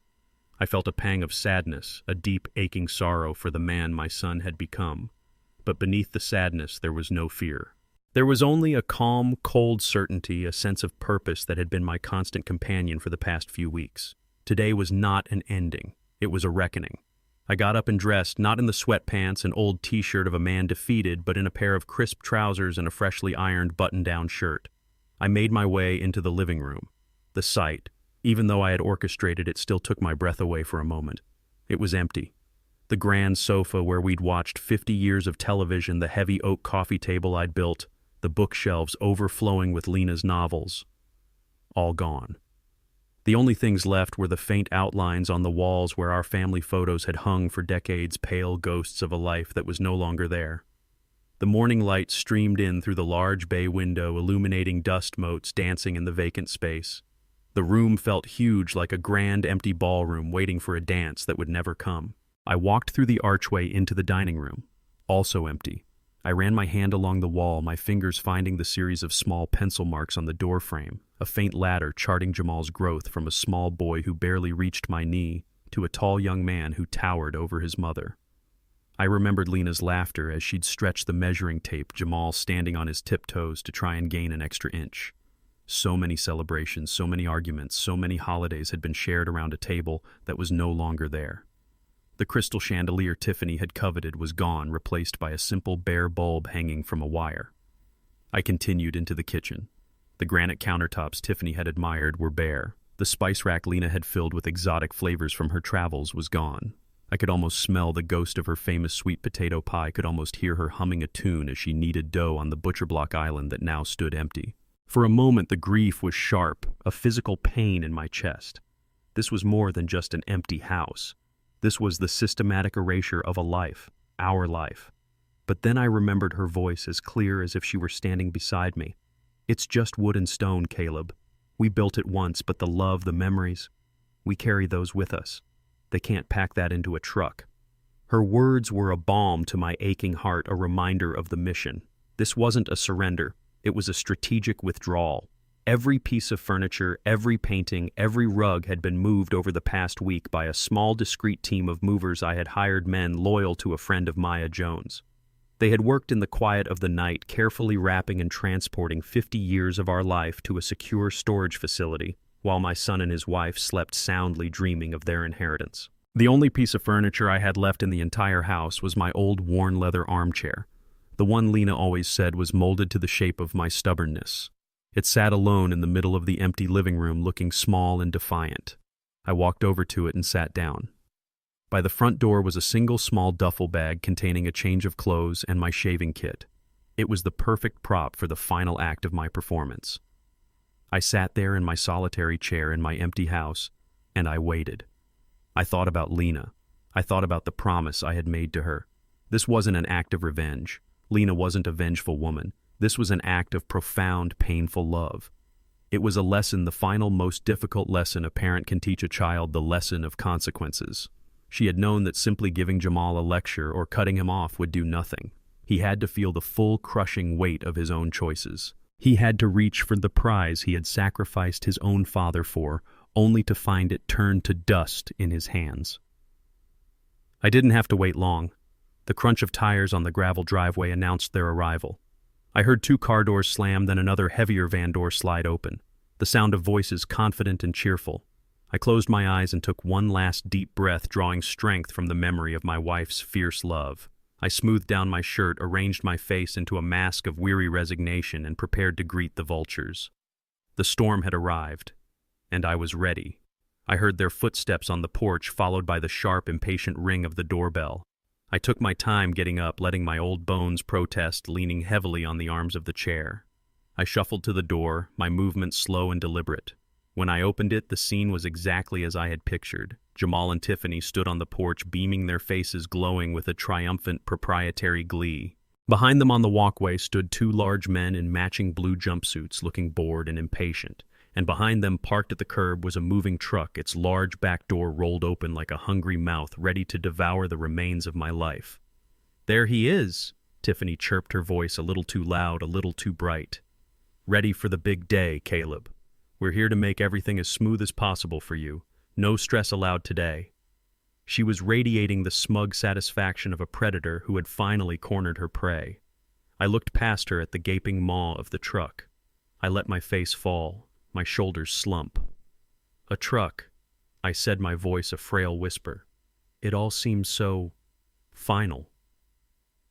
It's a new beginning, Dad, Jamal said, stepping forward. He put his arm around my shoulders, not in a hug, but in a gesture of control, of steering me back into the house. It's the most efficient way to do this. We'll have your things moved into your new room at Golden Years in no time. You won't have to lift a finger. We've got it all under control. My things, I thought. The words were so condescending, so dismissive of a life's worth of possessions. They guided me back to my lone armchair and sat me down as if I were a fragile doll. You just sit here, Caleb, and don't you worry about a thing, Tiffany said, patting my hand. We'll direct the movers. We know what's important to you. The arrogance was breathtaking. They stood in the middle of my living room, the conquerors of a kingdom they thought they had won. Jamal turned to the two movers who were now standing awkwardly in the doorway. All right, guys, Jamal said, clapping his hands together in a show of efficiency. It's a pretty light load. We're just taking this armchair here, the small duffel bag by the door, and that floor lamp over in the corner. That's it. Everything else is staying for the new owners. The movers exchanged a confused glance. They were used to packing up entire houses, not just a handful of items. Tiffany, sensing their confusion, added with a laugh, He's downsizing, getting rid of a lifetime of clutter. It's very liberating, isn't it, Caleb? I just looked at her, my face a mask of sorrow. Inside my heart was a block of ice. They were talking about me in the third person as if I were a piece of furniture myself, an object to be managed and moved according to their will. Jamal walked around the empty space, a satisfied look on his face. See, Dad, simple. We've already arranged for your new room to be set up. It's a bit smaller than this, of course, but it's cozy. You'll have a nice view of the parking lot, and you won't have to worry about cleaning or cooking. It's all taken care of. So cozy, Tiffany added, her smile never faltering. And we'll come visit all the time. We'll bring you your favorite cereal. She winked as if sharing a private joke. They were so wrapped up in their victory, so blinded by their greed, that they didn't even seem to notice the most obvious thing in the world. The house was already empty. Their minds had a script, and they were sticking to it, unable to process a reality that didn't fit their narrative. They saw what they expected to see, a house full of valuable things that were about to become theirs. After giving her final instructions, Tiffany came over to me one last time. She crouched down, bringing her face close to mine, her voice dropping to a low, patronizing coo. Now don't you be sad, she said, as one might speak to a crying child. This is a good thing, a new beginning for you, and for us. The last part was said with an unguarded sincerity that was more damning than any of her lies. She stood up and turned to Jamal, her eyes shining. Okay, I think we're ready. Jamal nodded, his face beaming with pride and relief.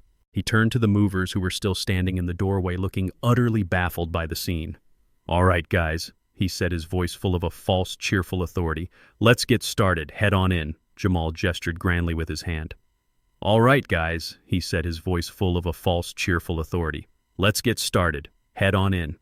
I sat perfectly still in my armchair, the solitary king on my empty chessboard, and I watched. The two movers, a big burly man with a thick beard and a younger, lankier one, exchanged another confused look, shrugged, and stepped over the threshold. They stopped dead just inside the doorway. The silence that followed was heavy, thick with a confusion that was rapidly becoming uncomfortable. I could see the muscles in the bigger man's shoulders tense up. He slowly took off his baseball cap and scratched his head, his eyes wide as he scanned the cavernous, empty space of my living room. From the porch, Jamal's impatience was growing. He was on a schedule, his victory lap had a timetable, and these men were falling behind. What are you waiting for? He called out, a sharp, irritated edge to his voice. Let's get this show on the road. We're on the clock here. The younger mover turned, his face a perfect picture of bewilderment. He looked at Jamal, then at the empty room, then back at Jamal. Boss? He said, his voice hesitant. What exactly are we supposed to be moving? What do you mean? What are you moving? Jamal snapped, his arrogance blinding him to the obvious. The furniture. Let's start with the big sofa, the bookshelves, His voice trailed off as he finally stepped into the house himself to see what the holdup was. He froze. I watched the sequence of emotions play out on his face, a silent film of a man's world collapsing in on itself. First, there was simple, dumbfounded confusion. His eyes scanned the living room, trying to make sense of the empty space, the bare walls, the stark emptiness that greeted him. His brain, which had a very clear picture of what this room was supposed to look like, was refusing to process the reality in front of him. Tiffany, sensing a problem, pushed past him. "Jamal, what's wrong?" she started to say, but the words died in her throat as she took in the scene. A sharp, audible gasp escaped her lips. What is this?" Jamal didn't answer. He was like a man in a trance. He walked forward, his expensive dress shoes echoing loudly on the bare hardwood floors. He walked to the center of the room and turned in a slow circle, his eyes wide with disbelief. He looked at the pale rectangles on the walls where our family photos had hung for 50 years. He looked at the lighter patch of wood on the floor where the large area rug used to be. He looked at my solitary armchair sitting in the middle of it all like a silent monument. "No," he whispered. "No, no, no." He spun around and rushed into the dining room. I heard his footsteps stop, abruptly followed by a choked sound of disbelief. A moment later, he was in the kitchen. I could hear him opening cabinet doors, the sound of them banging shut one after another, each one a small explosion of his unraveling composure. Tiffany, meanwhile, was paralyzed in the living room, her face a mask of horror. Her eyes darted around the room, not with the calculating gaze of an appraiser anymore, but with the frantic panic of a looter who has just discovered the treasure vault has already been emptied. "The clock," she whispered, her voice trembling. "The grandfather clock is gone. The chandelier." "Caleb, where is the chandelier?" Jamal stormed back into the living room, his face flushed with a mixture of panic and rising rage. His eyes finally landed on me, sitting there quietly watching his meltdown. For a moment his mind grasped for a logical, albeit incorrect explanation. "Dad," he yelled, his voice cracking. "What happened? Where is everything? Were we robbed? Did someone break in?" Tiffany's mind went in a different direction. Her greed was so absolute that she couldn't imagine anyone else being the culprit. She pointed a trembling finger at me. "You," she shrieked, her voice shrill and ugly, the sweet condescending facade completely stripped away. "What did you do?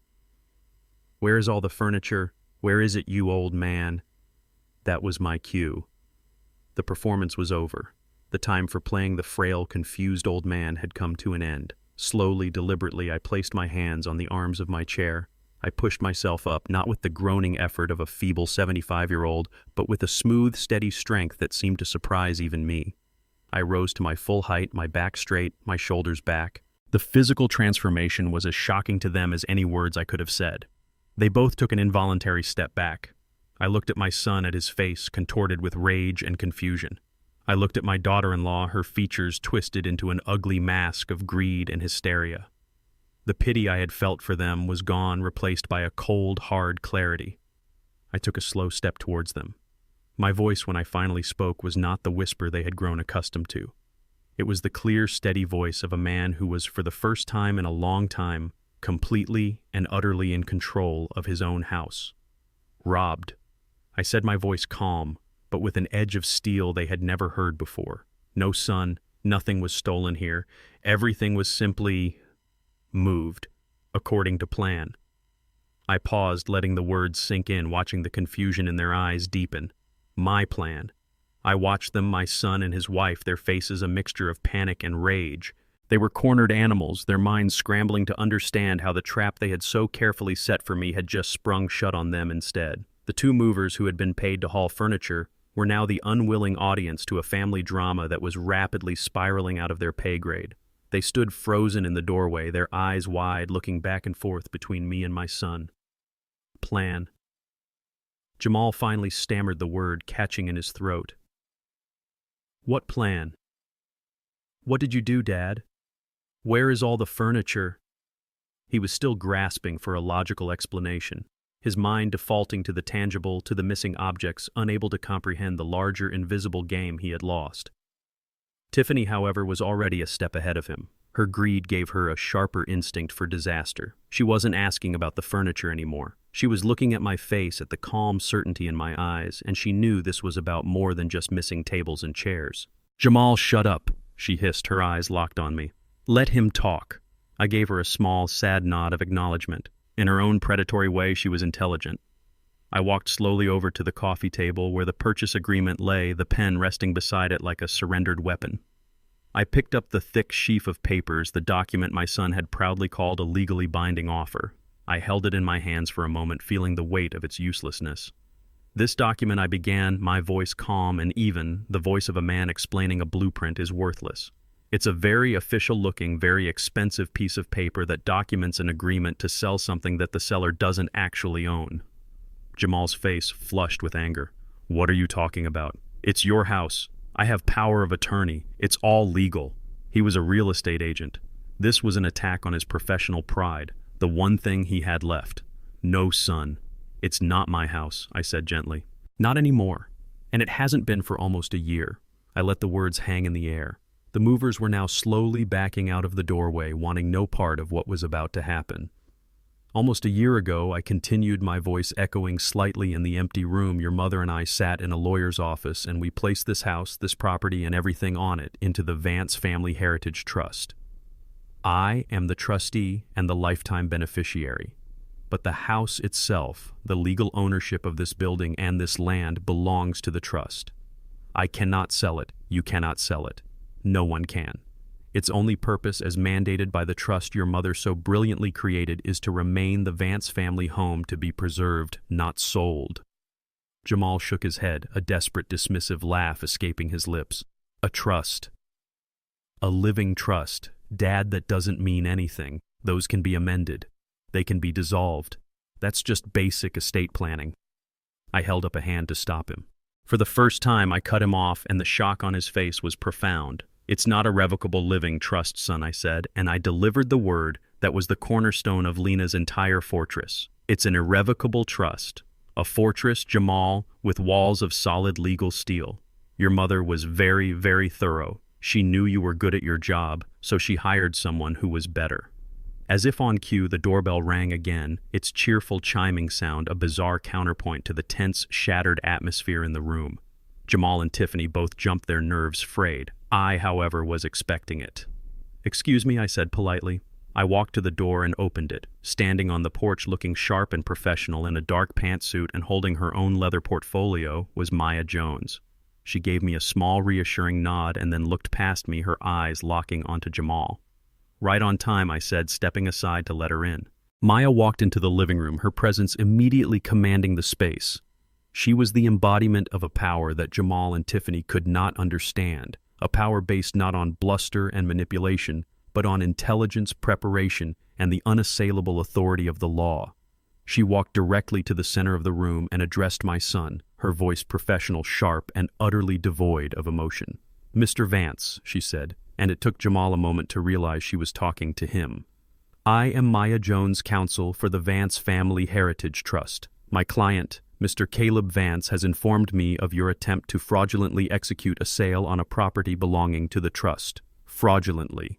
The word hit Jamal like a physical blow. He actually stumbled back a step. Maya opened her portfolio. I have a copy of the full binding and notarized trust agreement here for your review, she said, placing a thick document on the coffee table with a definitive thud that seemed to shake the entire room. I would draw your attention to Article 4, Section B, which clearly states the irrevocable nature of the trust and the specific prohibitions against any sale or leveraging of the primary property.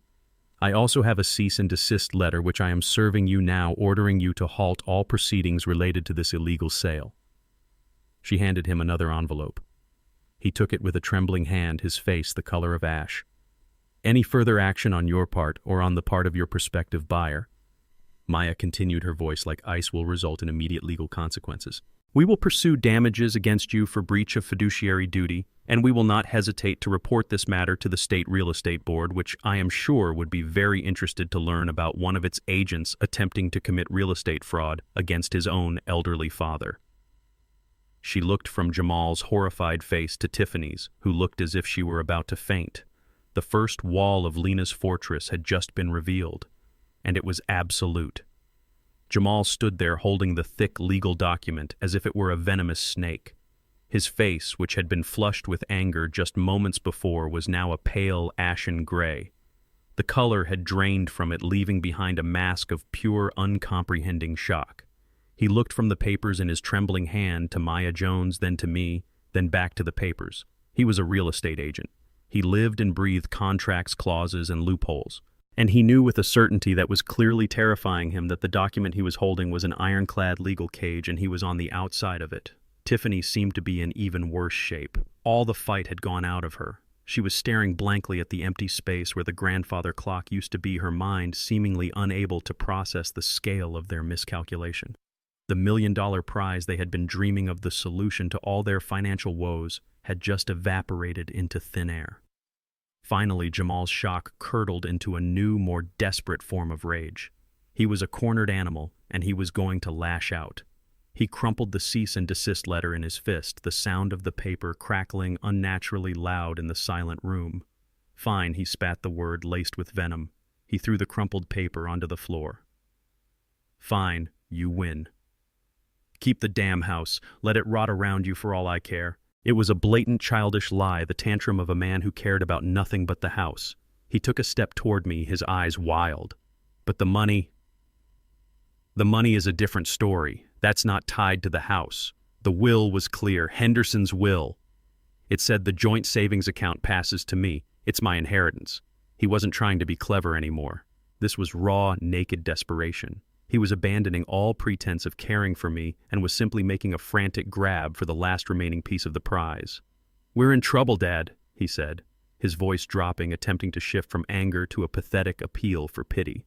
"We have debts, serious debts. I'm your son. You can't just sit on that money while we drown. I need my inheritance. I need it now." Tiffany, seeing her cue, seemed to snap out of her trance. Tears, real or fabricated, I couldn't tell, welled up in her eyes. "Caleb, please," she said, her voice a trembling whisper. "We're your family. We made a mistake, we were wrong, but we're desperate. Please don't do this to us. Don't do this to your son." It was a disgusting, pathetic performance. They were like robbers who, after failing to crack the safe, were now begging the owner for a handout. I looked at my son's face, a desperate, pleading mess, and I felt a pang of the pity I had felt for him before. But it was quickly replaced by the cold, hard memory of Lena's voice. "They will try to make you feel guilty, Caleb. That is their last weapon. Do not let them use it." I shook my head slowly, my heart heavy with the lesson I was about to deliver. "Jamal," I began softly the will Mr. Henderson read. It was the truth. But it wasn't the whole truth. It was the simple version. It was the one your mother wanted you to hear. Before I could continue, Maya Jones stepped forward, taking control of the conversation, her presence a shield of legal authority. She addressed Jamal, her voice remaining perfectly calm, professional, and unemotional, which made the blow of her words 1,000 times more devastating. "Mr. Vance," she said, "the will you are referring to is indeed valid.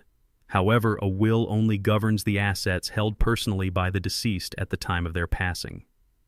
As your mother's financial advisor and I can both attest, over the last year she undertook a significant and perfectly legal restructuring of her and your father's finances." Jamal stared at her, not comprehending.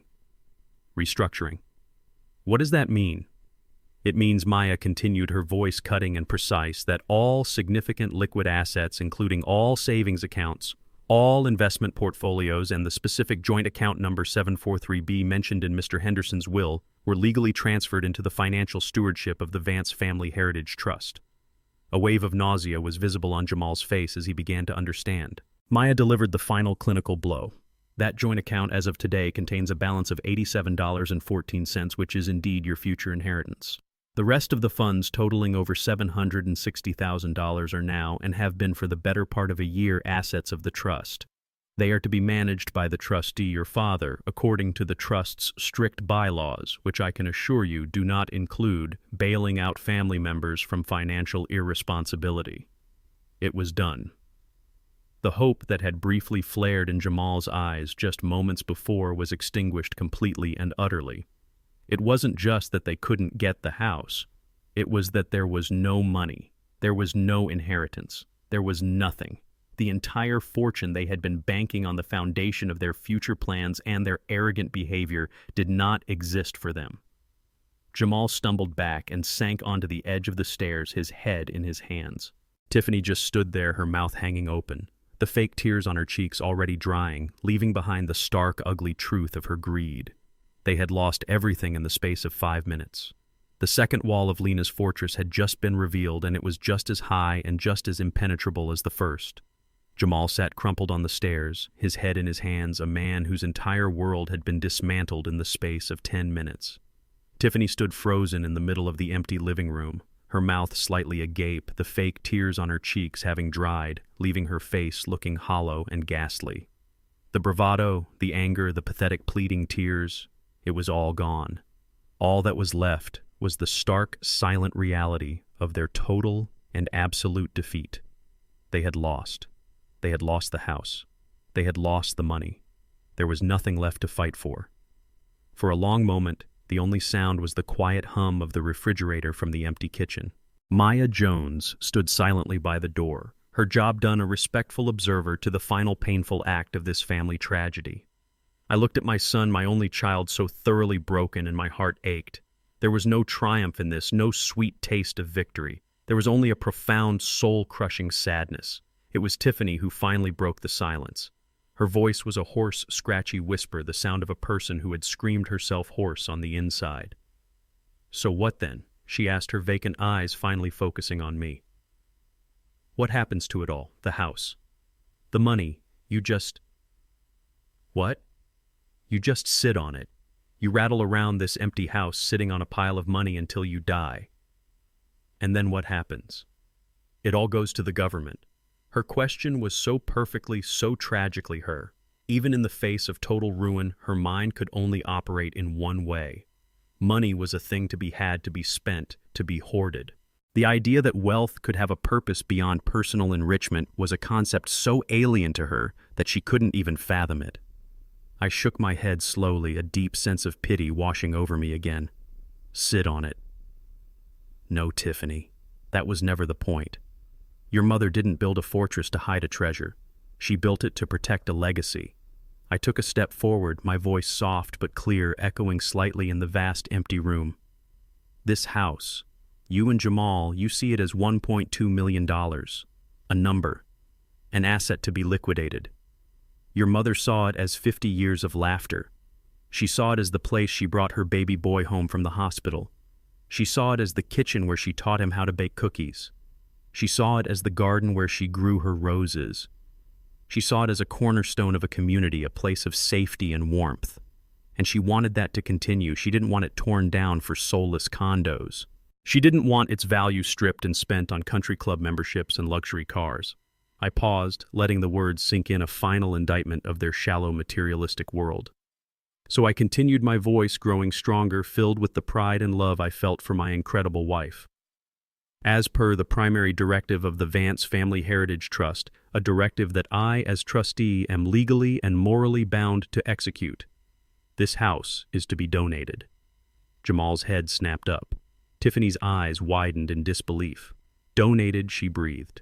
Yes, I said. It will be given free and clear to the Atlanta Youth Outreach Program. I let them absorb the shock before I delivered the final, most beautiful part of Lena's plan. The funds in the trust, the $760,000 you were so concerned about, will be used to maintain the property and to establish its new purpose. It will become the Lena Vance Center for Youth Arts and Trades. The workshop in the back, the one you never set foot in, Jamal, will be used to teach carpentry and other skills to kids who need a direction in life. The garden your mother loved will become a community garden, where local families can learn to grow their own food.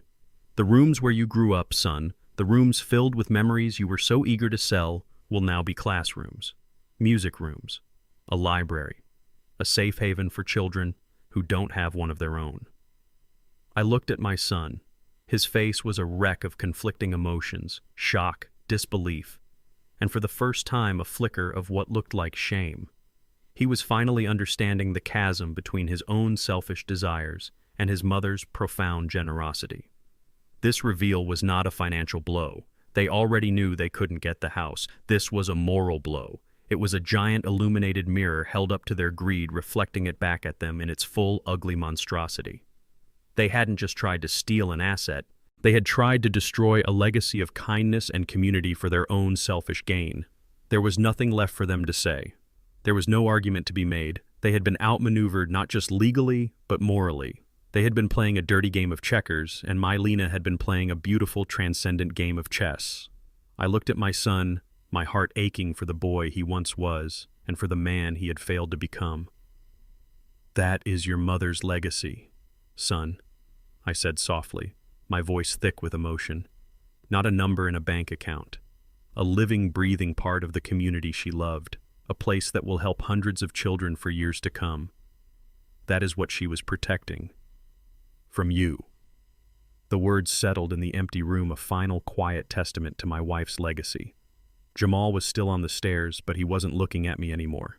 He was staring at the floor, at the space between his expensive shoes, as if the answer to his entire broken life could be found in the patterns of the wood grain. He was a ship that had been torpedoed, and he was now just drifting, the engines dead, the rudder gone. Tiffany, however, still had a spark of fight left in her. It wasn't the confident fire of before, but the spitting, desperate embers of a cornered animal. She looked around the empty room, at the bare walls, then at me, her face a twisted mask of contempt and disbelief. "So that's it," she sneered, her voice a harsh rasp. "You give away $1 million house. You lock up all the money. And for what?" "To teach us a lesson. What about you? Where are you going to go? The community center isn't going to let you live in the master bedroom. Are you going to be homeless? Is that your grand plan, Caleb? To be a homeless martyr living on the street while your son's life falls apart?" It was a pathetic final jab, an attempt to find some flaw in the plan, some way to reframe my victory as a self-inflicted wound. She couldn't comprehend a world where her values weren't universal. To her, a man without a valuable house and a big bank account was a man with nothing. I looked at her, and for the first time I didn't even feel pity. I felt nothing. She was a stranger, a ghost in my house, and her words were meaningless. Homeless. I said the word sounding foreign and absurd.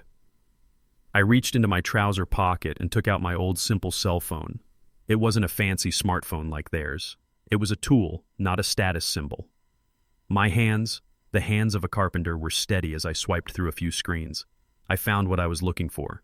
I walked over to my son. He didn't look up as I approached. I crouched down slowly, my old knees protesting until I was at his eye level. "Jamal," I said softly. He finally lifted his head. His eyes were red-rimmed and hollow. He looked like the little boy who had just fallen off his bike, scraped his knee, and realized for the first time that the world could hurt him. "Look," I said, and I turned the phone screen towards him. On the screen was a photograph. It wasn't a picture of a mansion. It wasn't a display of wealth. It was a picture of peace. A beautiful, modest cabin built of dark cedar was nestled amongst tall, whispering pine trees. A wide, screened-in porch with 2 simple rocking chairs overlooked the calm, gray-blue water of a lake. A small plume of smoke was rising from the stone chimney, a promise of warmth within. The picture was taken at dusk, and the fading light gave the entire scene a soft, gentle glow. Jamal stared at the image, his brow furrowed in confusion. "What? What is that?" "That son," I said, my voice filled with a quiet reverence, "is the second wall of your mother's fortress, the one she built to keep me safe. That is my home." I stood up and looked from his confused face to Tiffany's. "Your mother was always 3 steps ahead," I explained. "She knew this day would come. She knew you wouldn't be satisfied with just the money. She knew you would come for the house, for the place where she felt safe. And she knew that after today it would no longer feel like home to me. It would be tainted by this memory. So she prepared a sanctuary." I described the lake house to them, the quiet lapping of the water, the sound of the wind in the pines. I told them about the workshop she had built for me, filled with brand new tools, a place where I could spend my days creating things again. I told them about the small fishing boat tied to the dock, about the hiking trails through the woods. I painted a picture of a life that was the complete antithesis of theirs. A life of peace, not pressure, of purpose, not profit, of quiet dignity, not loud desperation. "That was your mother's real final gift to me," I said. "Not the money in the trust, not even this house and its legacy. It was the gift of a future where I could heal, a future where I could be free." Tiffany finally found her voice, a sharp, accusatory whisper. "You used the money. You used the $700,000 to buy that—" I almost laughed. You still don't get it, do you? Your minds are so locked on that number. No, Tiffany.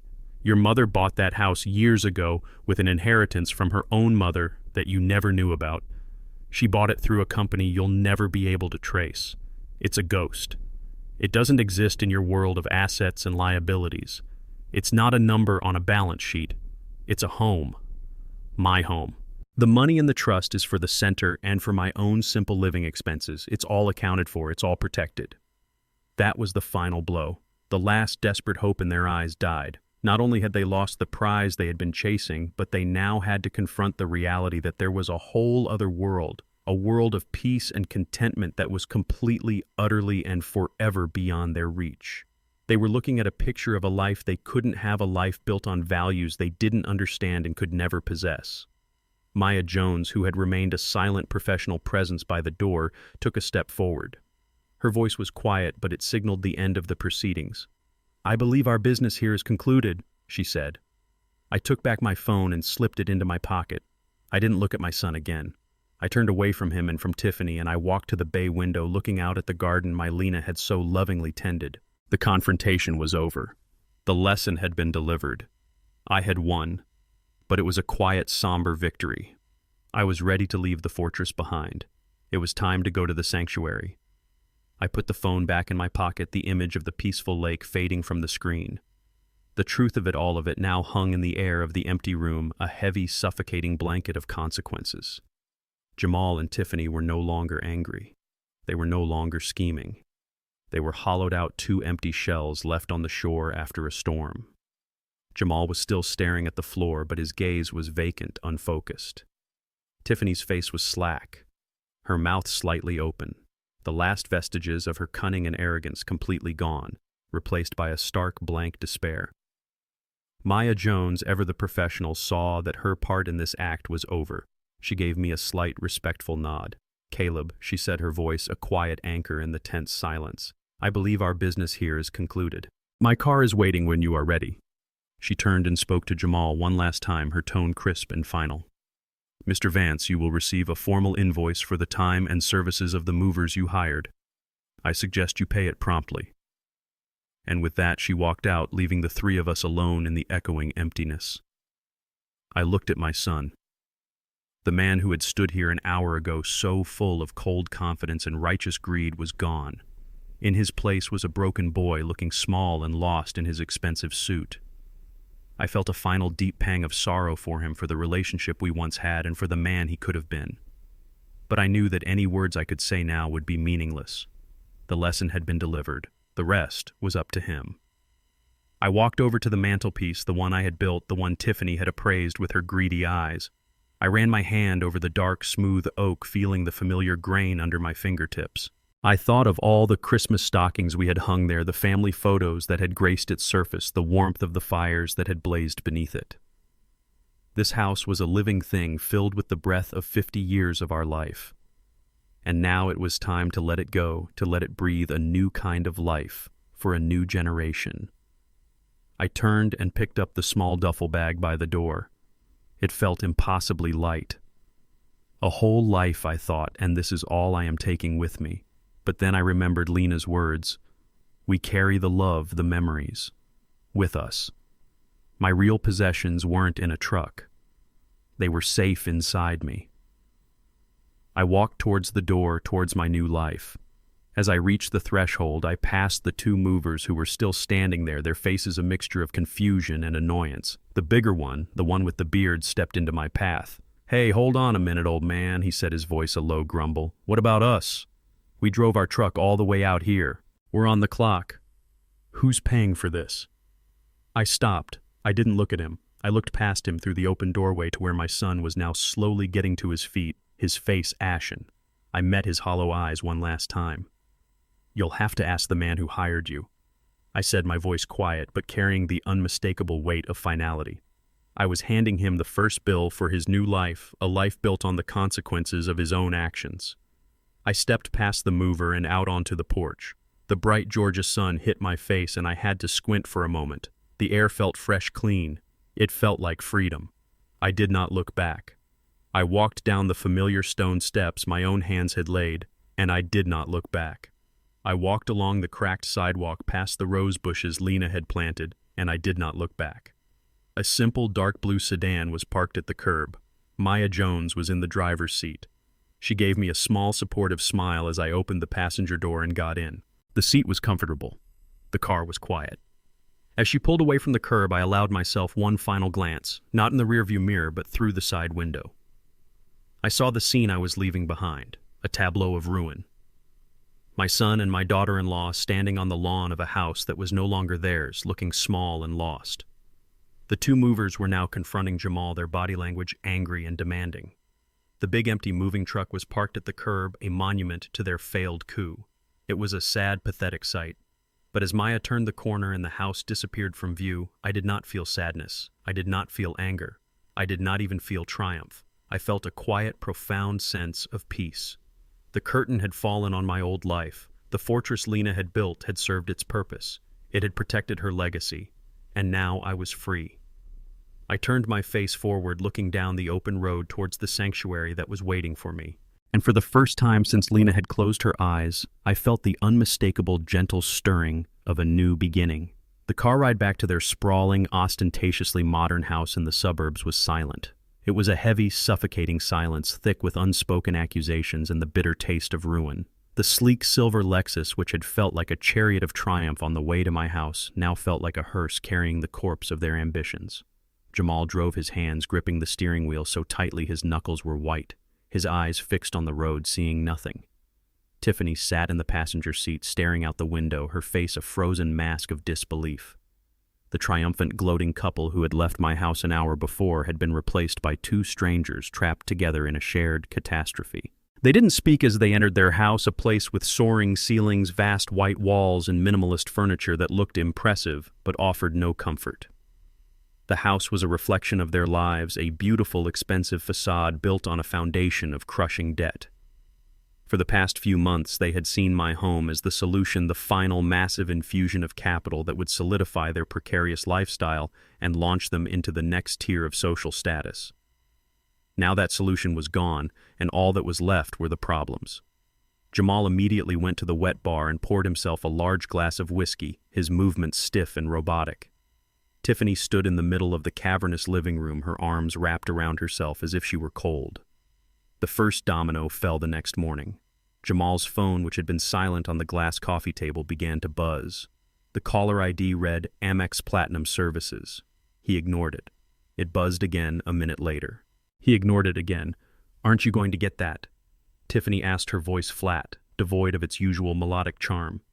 "It's nothing," Jamal muttered, staring into his coffee cup. "Just a reminder." A few hours later, the phone rang again. This time the caller ID was a private number. Jamal let it go to voicemail. The phone immediately rang again, the same private number. With a sigh of frustration, he answered it. "Yeah," he said, his voice clipped. Even from across the room, Tiffany could hear the gruff, angry voice on the other end. "Don't you yeah me, Jamal. Where's my money? You said the deal was closing this week. You said the wire was coming." Jamal stood up and walked towards the large glass windows, turning his back to Tiffany, trying to find a privacy that no longer existed. "There's been a slight delay, Mr. Petrov," he said, his voice a poor imitation of his usual smooth, confident tone. "Just some last-minute estate complications. You know how it is with these things." The voice on the other end barked a laugh, a harsh, ugly sound. "I don't know about complications, son. What I know is that you owe me $50,000 with interest, and you promised me it would be paid by Friday. Friday is tomorrow. Is the money coming, or do I need to come see you?" No, that won't be necessary," Jamal said quickly, a bead of sweat trickling down his temple. "The money is coming. I guarantee it. Just a few more days." He hung up the phone, his hand trembling. He had been borrowing money, making promises against a future that he now knew would never arrive. Petrov Tiffany asked, her voice a cold whisper. "You borrowed from him? Are you insane, Jamal?" Before he could answer her own phone, a brand-new rose-gold iPhone began to chime. The screen lit up with the logo of the luxury car brand she drove. She answered, her voice a forced, cheerful lilt. "Hello?" Her face fell as she listened. Yes, I understand. No, there must be a mistake. A repossession order. But the payment is only 2 weeks late." She listened for another moment, her face turning pale. "I see. Yes, I understand." She ended the call and looked at Jamal, her eyes wide with a mixture of terror and pure contempt. "They're going to take my car, Jamal. They're sending someone to repossess my car. You promised me you handled the payment." "I was going to after the house deal closed," he stammered. After the house deal closed, she shrieked, her voice echoing in the large, empty room. "That seems to be your answer for everything, doesn't it? Everything was riding on taking that money from your father." As if summoned by the escalating crisis, Jamal's phone rang again. This time the caller ID read Richard Sterling, Sterling Realty. His boss, the senior partner at his brokerage, a man you did not keep waiting. With a look of pure dread, Jamal answered the call, forcing a professional tone. "Richard, good morning. What can I do for you?" He listened, and every last bit of color drained from his face. He sank onto the edge of a stark white sofa, the phone still pressed to his ear. "Richard, I can explain. It was a misunderstanding. No, it was a solid deal. He's my father. There were family complications. A complaint. He filed a formal complaint with the board. Richard, please, my license." Yes, I understand." He hung up the phone and stared into space, his eyes completely vacant. He was a man who had just received a fatal diagnosis. What Tiffany demanded, her voice shaking. What was that? Jamal looked at her, his expression utterly broken. "That was Richard," he said, his voice a hollow shell. "The developer I had the cash offer from. He's a major client of the firm. He was furious about the deal falling through. He was even more furious when he found out the property was in an irrevocable trust and never legally for sale.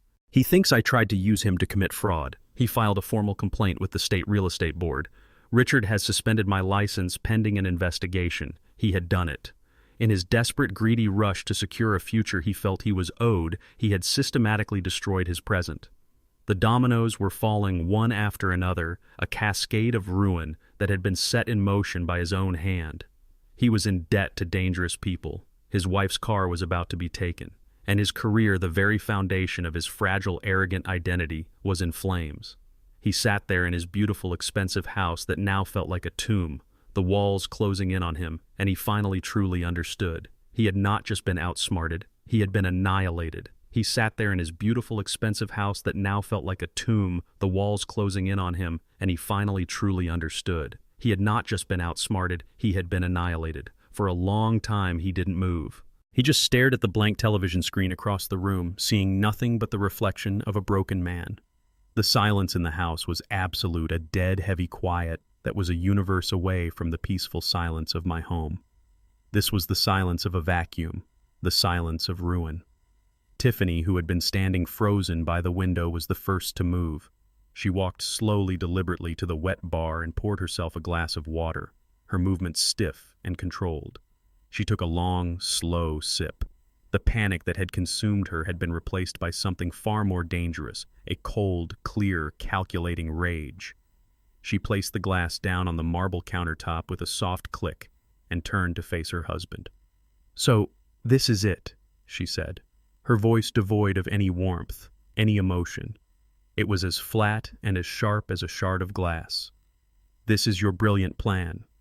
Homeless father, repossessed car, and a suspended license. Congratulations, Jamal. You've managed to destroy our entire lives in the space of a week. Quite an accomplishment." Jamal didn't look at her. He just kept staring at the blank screen. "Don't, Tiff," he said, his voice a hoarse whisper. "Not now." "Oh no, we are absolutely doing this now," she said, her voice rising, gaining a venomous edge. She walked over and stood in front of him, blocking his view of nothing. "I want to hear you say it. I want to hear you explain to me how you, the big-shot real estate closer, the man who was so much smarter than his simple old carpenter father, managed to get played so completely." He finally looked up at her, his eyes red-rimmed and hollow. "It was my mother," he whispered. "It was all her. She had this whole thing planned." Tiffany let out a harsh, ugly laugh. "Your mother. Your dead mother. Don't you dare hide behind her. She didn't force you to be a fool. I thought you were a shark, Jamal. I thought you were a winner. Turns out you're just a little boy who couldn't even outsmart his own grieving father, a grieving old man, and you let him lead you around by the nose like a child." "That's not what happened," he yelled finally, finding his voice, a voice raw with humiliation and rage. He was acting, the whole time, the confused old man, the weak heart, It was all an act, a performance. And you fell for it, she screamed. You with all your talk about reading people and closing deals, you fell for the oldest trick in the book. You were so sure of yourself. He's old Tiff. He's not all there. Who's not all there now, Jamal? Who's the one who just lost everything because he was too arrogant and too stupid to see what was right in front of his face? That was the spark. Jamal shot up from the sofa, his face contorted with a fury that matched her own. My plan. He roared, his voice cracking. My plan. This was our plan. Don't you stand there and pretend you were some innocent bystander. You were the one pushing me every single step of the way. You were the one taking pictures of the furniture on your damn phone before my mother was even cold in the ground.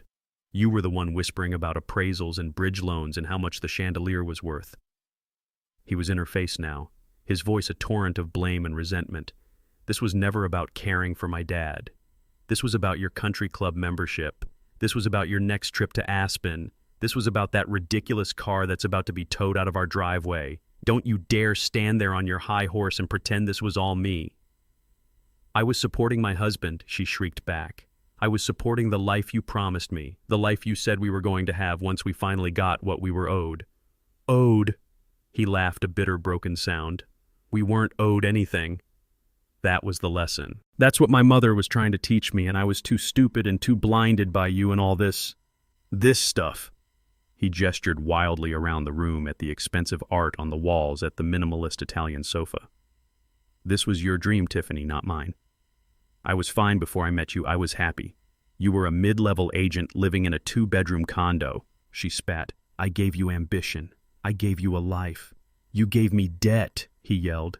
You gave me sleepless nights. You turned me into a man who would try to steal from his own father. My mother saw you for what you were from the very beginning. A predator in pearls. She said it. And I was too weak and too blinded by you to listen to her. The words hung in the air, ugly and unforgivable. Tiffany's face went pale, then red. With a scream of pure rage, she grabbed a heavy, abstract crystal sculpture from a nearby pedestal and hurled it onto the floor. It shattered into 1,000 pieces, the sound echoing through the house like a gunshot. The sound of the crash seemed to break the fever of their rage. They stood there breathing heavily on opposite sides of the room, the glittering fragments of the broken sculpture lying between them like a field of jagged diamonds. The fight was over. There was nothing left to say. All the resentments, all the blame, all the ugly truths of their marriage, which had been built on the shared dream of a future inheritance, were now laid bare. And with that inheritance gone, there was nothing left to hold them together. They looked at each other not as husband and wife, but as two strangers who had just survived a shipwreck, now stranded on a deserted island, realizing with dawning horror that they were enemies. The beautiful house, their symbol of success, was now just a luxurious prison. And the foundation of their marriage, built on nothing but greed, had just crumbled into dust. The shattered pieces of the crystal sculpture lay on the floor between them for 2 days, a glittering minefield of their shared failure. Neither Jamal nor Tiffany made a move to clean it up. It was a monument to their rage, a symbol of their broken marriage, and they seemed to want the reminder. They moved around the house like ghosts, occupying the same space but existing in different worlds. The silence punctuated only by the incessant buzzing demands of Jamal's phone. He had stopped answering it. There was nothing left to say to the angry voices on the other end. The thing that finally forced them to act arrived on the 3rd day. It was an email sent not to Jamal but to Tiffany. The sender was Maya Jones. The subject line was cold and professional, final disposition of personal effects at 125 Magnolia Drive. The email was short and devoid of any emotion. It stated that as per the bylaws of the Vance Family Heritage Trust, all remaining personal effects on the property were scheduled to be disposed of by a junk removal service at 9:00 a.m. on Friday. However, as a final courtesy, Mr. Caleb Vance had designated certain items to be set aside for Mr. Jamal Vance should he wish to claim his inheritance. The items would be available for pickup from the garage for the next 48 hours. After that, they would be considered abandoned. Inheritance. Tiffany read the word aloud, her voice a dry, cynical croak.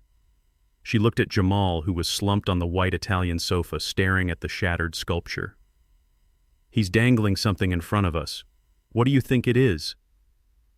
A flicker of some desperate, foolish hope sparked in Jamal's eyes. I don't know, he whispered.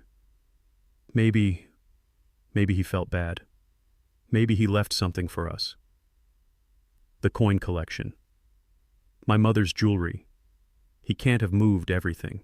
The thought that there might be some small salvageable prize from the wreckage was enough to get them moving. The silent, resentful car ride back to my old house was a repeat of the one they'd taken after the first confrontation, but this time it was tinged with a desperate, pathetic hope instead of smug confidence. When they pulled up to the curb, the first blow hit them. A simple, professionally made sign had been staked into the lawn near the front walk. It read, "Future home of the Lena Vance Center for Youth Arts and Trades, opening fall 2026. The house was no longer just a house. It was already a monument to the legacy they had tried to destroy. Jamal fumbled with the old key, his hands shaking slightly. When the door swung open, the emptiness of the house seemed even more profound than before. My solitary armchair was gone. The lamp was gone. The only thing in the entire living room was the crumpled cease and desist letter Jamal had thrown on the floor, a sad white remnant of his failed rebellion. Following the email's instructions, they walked through the hollow echoing house to the door that led to the garage.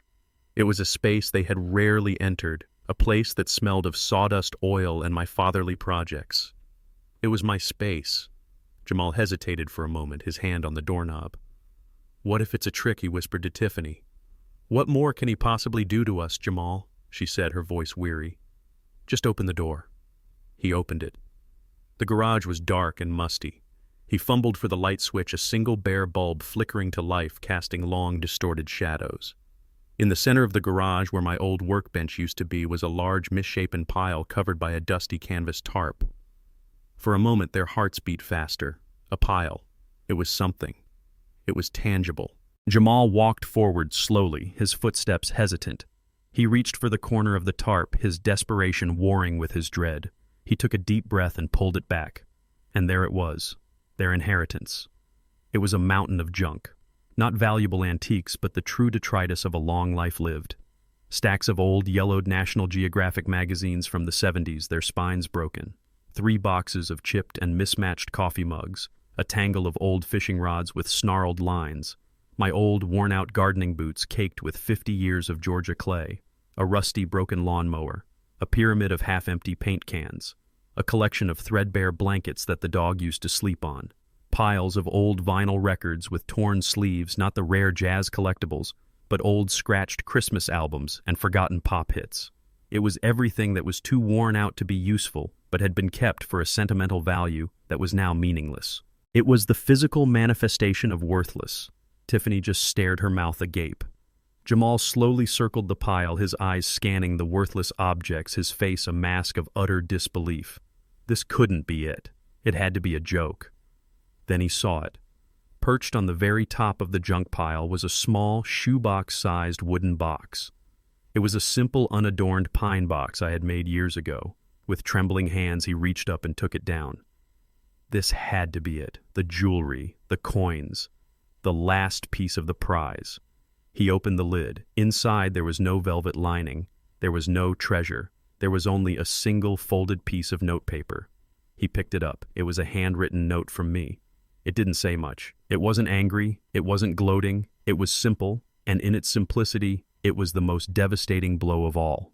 "Jamal," it read, "you were always so concerned with the value of things. I've left you all the things that have no price. I hope you find what they're worth." "Dad." Jamal stared at the note, the words blurring in his eyes. He dropped the box, his hands suddenly weak. He sank to his knees on the dusty concrete floor, the note still clutched in his fist. He had not only lost $1 million house, he had inherited his father's trash. Tiffany started to laugh. It wasn't a sound of amusement. It was a hysterical, broken, terrifying sound that bounced off the garage walls. "This is it," she shrieked, tears of manic laughter streaming down her face. "This is our inheritance. A pile of garbage. He left us his garbage." She laughed and laughed until the laughter turned into ragged, ugly sobs. Jamal didn't make a sound. He just knelt there in the middle of the dusty garage, surrounded by the worthless physical symbols of his own greed and failure, a king reigning over his kingdom of trash. The drive to the lake house with Maya had been quiet.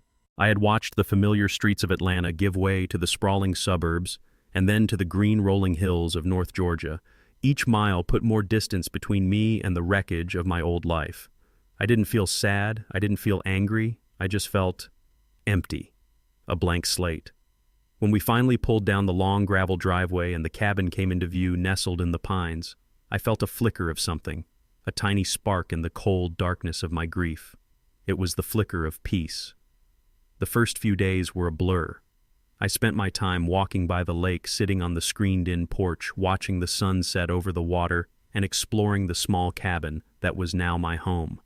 It was a space filled with the ghost of Lena's love. She had stocked the pantry with my favorite foods. She had left a collection of my favorite books on the nightstand. There was even a new comfortable armchair waiting for me by the fireplace, almost identical to my old one. She had thought of everything. But there was one door I hadn't opened yet, the door to the small building just off the main cabin. The workshop. I had been avoiding it, I think. I was afraid of what I would feel when I went in there. That part of my life, the life of Caleb the carpenter, felt like it belonged to a different man, a man from a different lifetime, a man who had a wife to share his creations with. On the third morning, I woke before dawn. I made myself a cup of strong black coffee and stood on the porch watching the mist rise off the lake like a slow waking breath. The air was cool and smelled of pine needles and damp earth, and I knew it was time. I walked across the damp grass to the workshop. The key, a simple sturdy brass key, was already in the lock, another small detail Lena had arranged. I turned it. The lock clicked open with a satisfying solid sound. I pushed the door open, and the scent that hit me almost brought me to my knees. It was the smell of my life. It was the rich, clean, sharp scent of freshly cut wood, cedar, oak, and pine. It was the faint, clean smell of machine oil. It was the smell of potential, the smell of creation. The morning light was just beginning to filter in through a large picture window that overlooked the lake. It illuminated a space that was nothing short of a sanctuary. It was perfect. The walls were lined with brand new tools, neatly organized on pegboards, their steel gleaming. A heavy-duty table saw stood in the center of the room like an altar. A drill press was in the corner. A beautiful, powerful lathe was bolted to a workbench that ran the length of the back wall. It was the workshop I had dreamed of my entire life, a space I had never allowed myself to have, always putting our family's other needs first. And Lena, my brilliant, loving Lena, had given it to me as her final gift. I walked into the room, running my hand over the cool, smooth steel of the table saw. This was more than just a room with tools. This was Lena's final message to me. She hadn't just secured my finances. She hadn't just protected me from betrayal. She had secured my soul. She knew that a man who has worked with his hands his whole life cannot find peace in idleness. She knew I needed a place to build, to create, to feel the familiar weight of a hammer in my hand and the satisfaction of a perfect, seamless joint. She knew I needed to be myself again. Tears I didn't know I still had began to stream down my face. They weren't tears of grief, not this time. They were tears of overwhelming gratitude, of a love so profound it had reached across the veil of death itself to care for me. I could feel her presence in that room so strongly, in the thoughtful placement of each tool, in the sturdy construction of the workbench, in the magnificent view of the lake from the window. Hanging on a hook by the door was a simple canvas work apron, stiff and new. I took it down and tied it around my waist. The simple act felt like a ceremony, like putting on the vestments of my old life, my real life. My eyes scanned the neat stacks of lumber piled against one wall. Lena must have had it delivered. Beautiful, clear-grained planks of oak, fragrant cedar boards, and smooth, pale pine. I selected a piece of cedar, its color a rich reddish-brown, its scent filling the air as I carried it to the table saw. I placed the wood on the saw, my hands feeling the familiar texture of the grain. My hands, which had trembled with age and sorrow for the past few months, were now steady. I adjusted the fence, my movements sure, and practiced an old muscle memory awakening. I took a deep breath and I turned on the saw. The machine roared to life, a powerful, deafening sound that shattered the quiet morning, but to me it was the most beautiful music in the world. It was the sound of my life starting again. It was the sound of purpose. I guided the cedar plank into the spinning blade. The saw bit into the wood, sending a spray of fragrant sawdust into the air. The cut was clean, perfect. I watched the blade work, my mind completely focused, completely present in the moment for the first time in a long, long time. I was not a grieving widower. I was not a victim. I was not a fighter who had just won a bitter war. I was simply Caleb. a carpenter, and I was home. I spent the rest of the day in that workshop, the setting sun casting long golden shafts of light through the window, illuminating the dancing sawdust. I wasn't building anything in particular. I was just cutting, shaping, and sanding, reacquainting myself with the tools and the wood and with myself. And with each clean cut, with each smooth pass of the sandpaper, I could feel a piece of my broken heart beginning to mend. I spent the next 2 months in a state of quiet grace. The cabin on Lake Lanier, Lena's final, most thoughtful gift, became my sanctuary. The rhythm of my days was simple, dictated by the sun and my own inclinations. I would wake early, make coffee, and sit on the screened-in porch, watching the mist burn off the still glassy surface of the lake.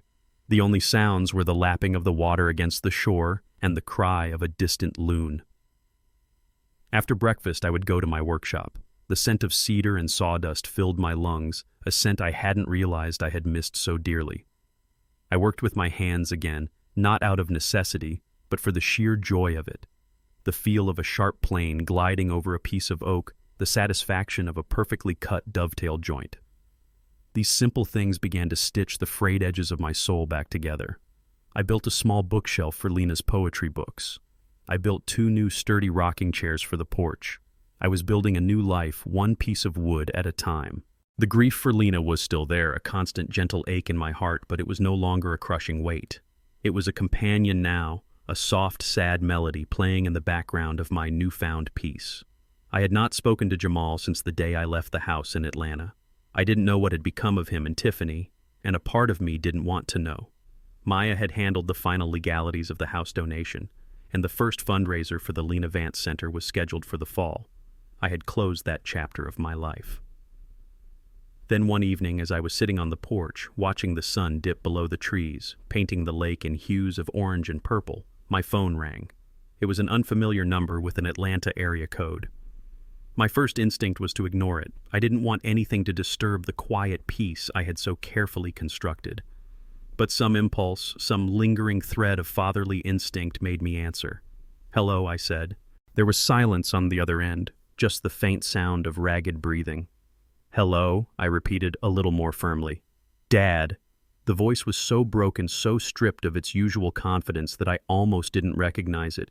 It wasn't the voice of the arrogant real estate agent who had tried to sell my home. It wasn't the voice of the angry cornered man who had yelled at me in my living room. It was the voice of a little boy, a voice I hadn't heard in 30 years. Jamal. There was a long pause filled with a choked wet sound that I realized was a sob. "Yeah, Dad," he finally managed to say. "It's me." I didn't say anything.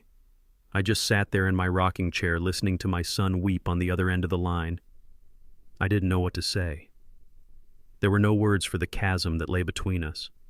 So I did the only thing I could do. I listened. I'm so sorry, Dad," he finally choked out the words, tumbling out in a rush of shame and regret. "I'm so sorry." I remained silent. An apology was a start, but it was just a word. I needed to know if he understood what he was apologizing for. As if he'd heard my thoughts, he began to talk. He told me everything. He told me about his boss suspending his license, about the real estate board investigation that had ended his career. He told me about the angry calls from Mr. Petrov and how he had to sell his own car to pay back a fraction of the debt. He told me that Tiffany's car had been repossessed. And then he told me that Tiffany had left him. "She's gone, Dad," he said, his voice a hollow whisper. "She packed her bags last month. She said she'd married a winner, not a failure who had been outsmarted by his own father. She said I was pathetic." He let out a harsh, bitter laugh that sounded more like a sob. She was right. He took a shaky breath. "After she left, I had to go back to the house, to the garage, to get rid of the inheritance." He said the word with a self-loathing that was palpable. "I hired a junk removal truck, and I started going through it. The old magazines, the broken tools. It was all just trash. Just like she said." He paused and his voice changed, losing its edge of self-pity and gaining a note of genuine discovery. "And then I found my old baseball glove, the one you bought me when I made the Little League team. It was in one of the boxes. And I found the birdhouse we built together, the one that was so crooked. And I just I sat there, Dad. On the dusty floor of that garage for hours, I just sat there holding that glove, looking at that birdhouse. And I finally understood. I finally understood what you and Mom were trying to tell me. I was so busy trying to cash in on your life, I completely missed what was actually valuable. The confession was raw, painful, and deeply, achingly sincere. He had finally learned the lesson. Lena's lesson. I finally found my voice. It was thick with an emotion I couldn't name. "You broke my heart, son," I said softly. "You broke your mother's heart. She knew this was coming. It was the great sadness of her final year watching the man you had become." "I know," he whispered. "God, I know. I would give anything to go back and tell her I'm sorry. You can't. I said the truth of it hanging between us, hard and final. All you can do now is live a life that would have made her proud." How he asked, his voice desperate. "I have nothing, Dad. I've lost everything. My job, my house, Tiffany, everything." This was the moment. The moment where the old me, the pre-Fortress Caleb, would have offered him money, a place to stay, a solution. But Lena had taught me one final hard lesson. Sometimes the most loving thing a father can do is to let his son face the consequences. "No, son, you haven't lost everything." I said, my voice firm but not unkind. "You've just lost all the things that don't matter. You still have yourself. You have to start over. I'm a carpenter, Jamal. I know that you can't build a strong house on a rotten foundation. You have to tear it all down to the dirt and start over. It's hard, slow work, but it's the only way it will last." I don't know how, he said, his voice small. "You learn," I said. "You get a job, a real job, one where you work with your hands instead of your mouth. You pay your debts. You learn to live with less. You learn to be a man of integrity, a man of his word. You become a man your mother would have been proud of." A long silence stretched between us. The sun had completely set, and the first stars were beginning to appear in the deep purple sky over the lake. "Dad," he said finally, his voice fragile, will I ever see you again?" "The path to forgiveness is a long one, son," I told him, "and it starts with you forgiving yourself. When you've started to build that new foundation, when you've started to become that man, then you can come and find me." We said our goodbyes, and I ended the call. I sat there on the porch in the gathering dark, the phone in my hand, looking out at the peaceful, starlit water. The wound between my son and me was not healed. But the poison of greed and lies had finally been drawn out, and for the first time I felt a tiny, fragile spark of hope that one day the carpenter's son might learn how to build again. The phone call ended, and I sat there on the porch in the gathering dark, the crickets beginning their nightly chorus. The screen of my phone went black, but the echo of my son's broken voice remained. I had expected to feel a sense of finality, of closure, maybe even a grim sense of satisfaction. I felt none of those things. Instead, my heart was filled with a profound and heavy sorrow. I thought of my son alone in a city that had chewed him up and spit him out, his life in ruins, and I asked the silent, starlit sky the question that had been hovering in the back of my mind for months. Was this what you wanted, Lena? Was this the victory you envisioned, to see him so completely and utterly broken?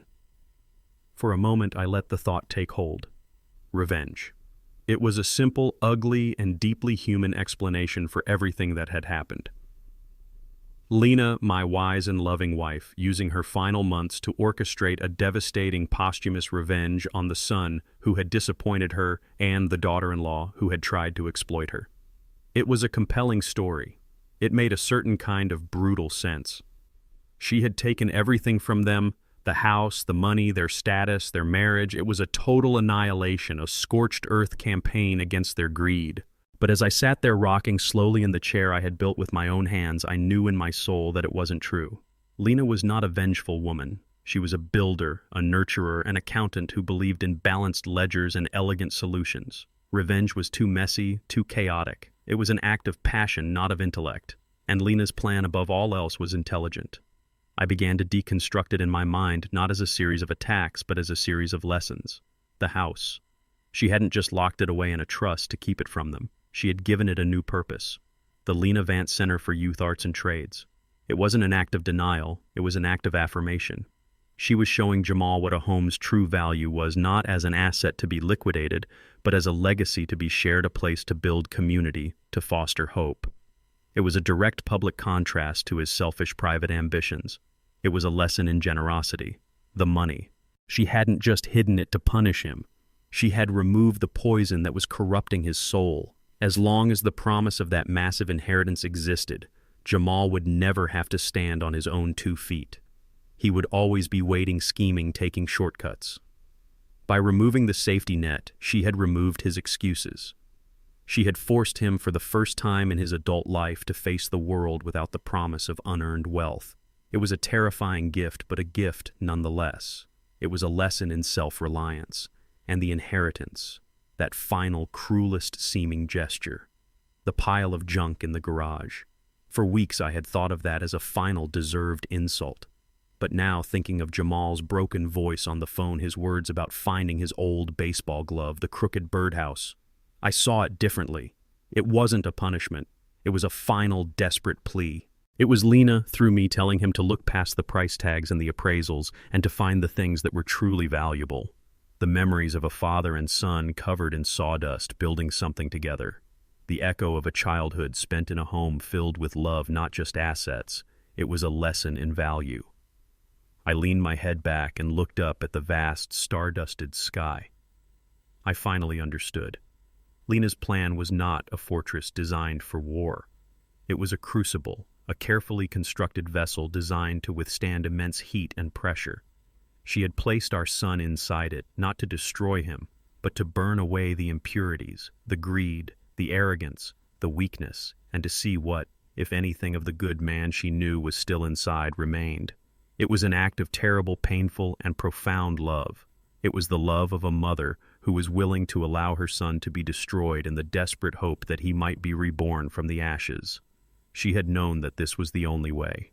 A lecture would not have worked. Cutting him off would have only made him more resentful. He had to choose his own path, walk it to its disastrous conclusion, and stand alone in the wreckage. The justice Lena had sought was not retribution. It was clarity. The clarity that only comes from losing everything you thought you wanted and being forced to confront what you truly need. I didn't know if Jamal would ever find his way back. I didn't know if he would ever truly rebuild his life.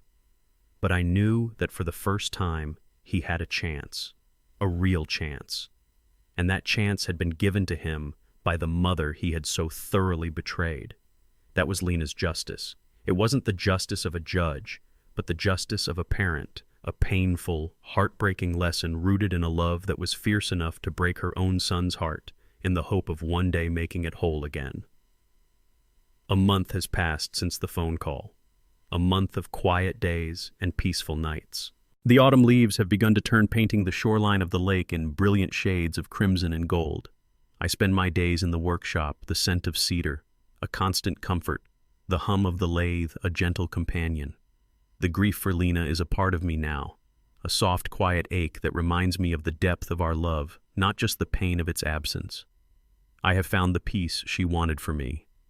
It is a profound, unshakable peace born not of ignorance, but of understanding. This morning I drove into the small town nearby and bought this journal. It's a simple leather-bound book with thick, creamy pages. I also bought a good pen, one that feels solid and balanced in my hand. I've decided to write this all down. Not for anyone else, really, but for me. I need to put the pieces of the story together in one place to look at the whole, ugly, beautiful, heartbreaking puzzle and understand its final shape. And perhaps it's a final way of having a conversation with my wife. A final tribute to the incredible, terrible, beautiful plan she set in motion. So, I begin. The first thing I find myself thinking about, the thing that sits at the very heart of this whole affair, is the nature of deception. For the better part of a year, my life was a web of lies, theirs and my own. I think about their deception first, about Jamal and Tiffany. I've had a lot of time to reflect on it here in the quiet. Their lies were born of a deep and desperate emptiness. They were chasing a version of happiness they had seen on television and in magazines, a life measured in square footage and luxury brand names. They were so blinded by this hollow dream that they began to see people, even the people who loved them most, as either stepping stones or obstacles. I was an obstacle. My life, my home, my very existence was a barrier between them and the money they believed would solve all their problems. And so they began to lie. They lied to me with their fake smiles and their feigned concern. But the more I think about it, the more I realize the biggest lies they told were to themselves. They told themselves they were being responsible. They told themselves they were doing what was best for me. They told themselves they were owed this inheritance, that it was their right. They built a fortress of self-serving justifications around their greed, a fortress so thick that it blinded them to their own cruelty. They were not evil people, not in the way you read about in stories. They were just weak, hollow people. And greed, like water, will always find its way into the hollow places. Then there was my deception. This is the harder part to write about. I had to lie to my own son. I had to pretend to be weak, confused, and frail. I had to watch him day after day and feign ignorance as he plotted to take everything from me. There is a part of me that will always carry the shame of that. A father should not have to hide his strength from his son. But as I write this, I understand what Lena knew all along. My deception was not the same as theirs. Theirs was a lie designed to take something, to steal, to consume. Mine was a lie designed to protect. It was a shield. It was the performance of a lifetime, an act of terrible, necessary love. I was a carpenter playing the part of a sheep so that the wolves would reveal themselves. I had to let them believe I was weak so I could discover if there was any strength, any goodness left in my son. It was a painful, ugly thing to do. But I know now it was the only way. To expose a great lie, sometimes you must create one of your own. You must let the rot in the foundation reveal itself completely before you can begin to think about rebuilding. My deception was a controlled demolition, designed to bring down the false structure of our family in the desperate hope that something true might one day be built in its place. And finally, there was Lena's deception, the greatest, most profound deception of all, her secret accounts, her invisible house, her brilliant multi-layered plan. It was a masterpiece of strategy, a fortress of legal and financial genius. But as I sit here looking out at the peaceful water of the lake she gave me, I understand that it was not at its heart a plan of attack. It was a plan of love. It was a brutal, heartbreaking, and fiercely loving act. She did not set out to destroy our son. She set out to save him. She knew that the only way to save him from the poison of his own greed was to let him drink it down to the last bitter drop. She had to let him lose everything to give him a chance to find himself. That is the hardest lesson of all, the one I am only just beginning to understand. The truth, when it is finally revealed after a long season of lies, is both a destructive and a cleansing fire. It has burned my family to the ground. It has burned away the idealized image of the son I thought I had. It has burned away the comfortable, happy future I once envisioned for him. All of that is gone, turned to ash. But in the ashes, something new has a chance to grow. Something honest. Something real. The fire has burned away the lies, and all that is left is the painful quiet and undeniable truth. I've let a few weeks pass since I last wrote in this journal. Winter has come to the lake. The vibrant colors of autumn have faded, replaced by the stark, quiet beauty of bare trees and a sky the color of steel. A thin layer of ice has begun to form at the edges of the water, and the air is so cold and clear it feels like a cleansing breath every time I step outside. I've spent most of my days in the workshop, the warmth from the small wood stove and the scent of sawdust keeping the winter chill at bay. I finished the bookshelves for Lena's poetry collection. They stand by the fireplace now, filled with the words she loved. It feels right. I suppose this will be my final entry about this chapter of my life. The act of writing it all down, of putting the events in order, has brought a clarity I didn't know I was seeking. It has been a difficult thing to revisit, but a necessary one. Now, as I prepare to close this book, I find myself thinking about the future, about the true meaning of the word legacy, and about the quiet, solid peace I have found here. For so long, I thought I understood what a legacy was. It was something you built, something you saved, something you passed down. A house, a savings account, a collection of tools. It was a physical inheritance, a tangible measure of a life's work. That was the definition Jamal and Tiffany operated under. To them, a legacy was a prize to be claimed, a number in a bank account that would unlock the life they wanted. They saw it as a passive thing, a treasure waiting at the end of a map. Their tragedy is that they were willing to destroy the mapmaker to get to a treasure that was never really there. Lena knew better. She understood that a true legacy is not something you leave to people. It's something you leave in people. It is active, not passive. It is a living, breathing thing. I received a letter last week from the director of the Atlanta Youth Outreach Program. She sent me a photograph. In the photo, a group of teenagers were standing on the lawn of my old house, the new sign for the Lena Vance Center gleaming behind them. They were holding saws and hammers, their faces a mixture of concentration and pride. They were building something, planter boxes for the new community garden that will be planted in the spring in the very spot where Lena grew her roses. That photograph. That is Lena's legacy. It is the sound of a hammer hitting a nail in the hands of a young woman who is discovering her own strength. It is the future scent of tomatoes growing in a garden tended by neighborhood families. It is the echo of music that will one day be played in the rooms where our son grew up. Her legacy is not a silent, decaying asset. It is a loud, joyful, and ongoing act of creation. And what of the legacy she left for our son? It was the cruelest and perhaps the kindest inheritance of all. She left him nothing so that he might have a chance to build something for himself. She took away his safety net so he would be forced to learn how to stand on his own 2 feet. The pile of junk in the garage wasn't a final insult. It was a final lesson. It was a collection of objects whose only value was memory and sentiment, the very things he had been willing to discard. I do not know if he has learned that lesson. I do not know if he ever will. The future I see for him is a foggy, uncertain path. I hope with the quiet, persistent hope of a father that he chooses the hard road of rebuilding. But I have found my own peace in letting go and understanding that his future is his own to build or to break. My job is no longer to provide him with materials. My job was to show him the flawed blueprint he was working from. And what of my future? It is as quiet and as simple as the landscape outside my window. It is the promise of another morning, another cup of coffee on the porch, another day in the workshop with the satisfying rasp of a hand plane on a piece of cedar. It is not a future of waiting for an end. It is a future of living, of being. I am not the man I was a year ago. That man was a husband, a father, a homeowner. I am still those things in my heart. But now I am also just Caleb, a man who has honored a promise, a man who has found a quiet harbor after a long and terrible storm. The peace I have found here is not just the absence of conflict. It is a positive presence. It is the feeling of the sun on my face on a cold winter morning. It is the solid, reassuring weight of a hammer in my hand. It is the profound stillness that settles over the lake at dusk. In these moments, I feel Lena's presence most strongly. This was her final gift to me. Not the house, not the workshop, but this peace, this unshakable, hard-won peace. I think I have written all that needs to be written. The story feels complete. It is a sad story, but I have come to believe it is also a story of a great and terrible love. The love of a wife for her husband, and the love of a mother for her son, a love so fierce it was willing to burn everything to the ground in order to save him.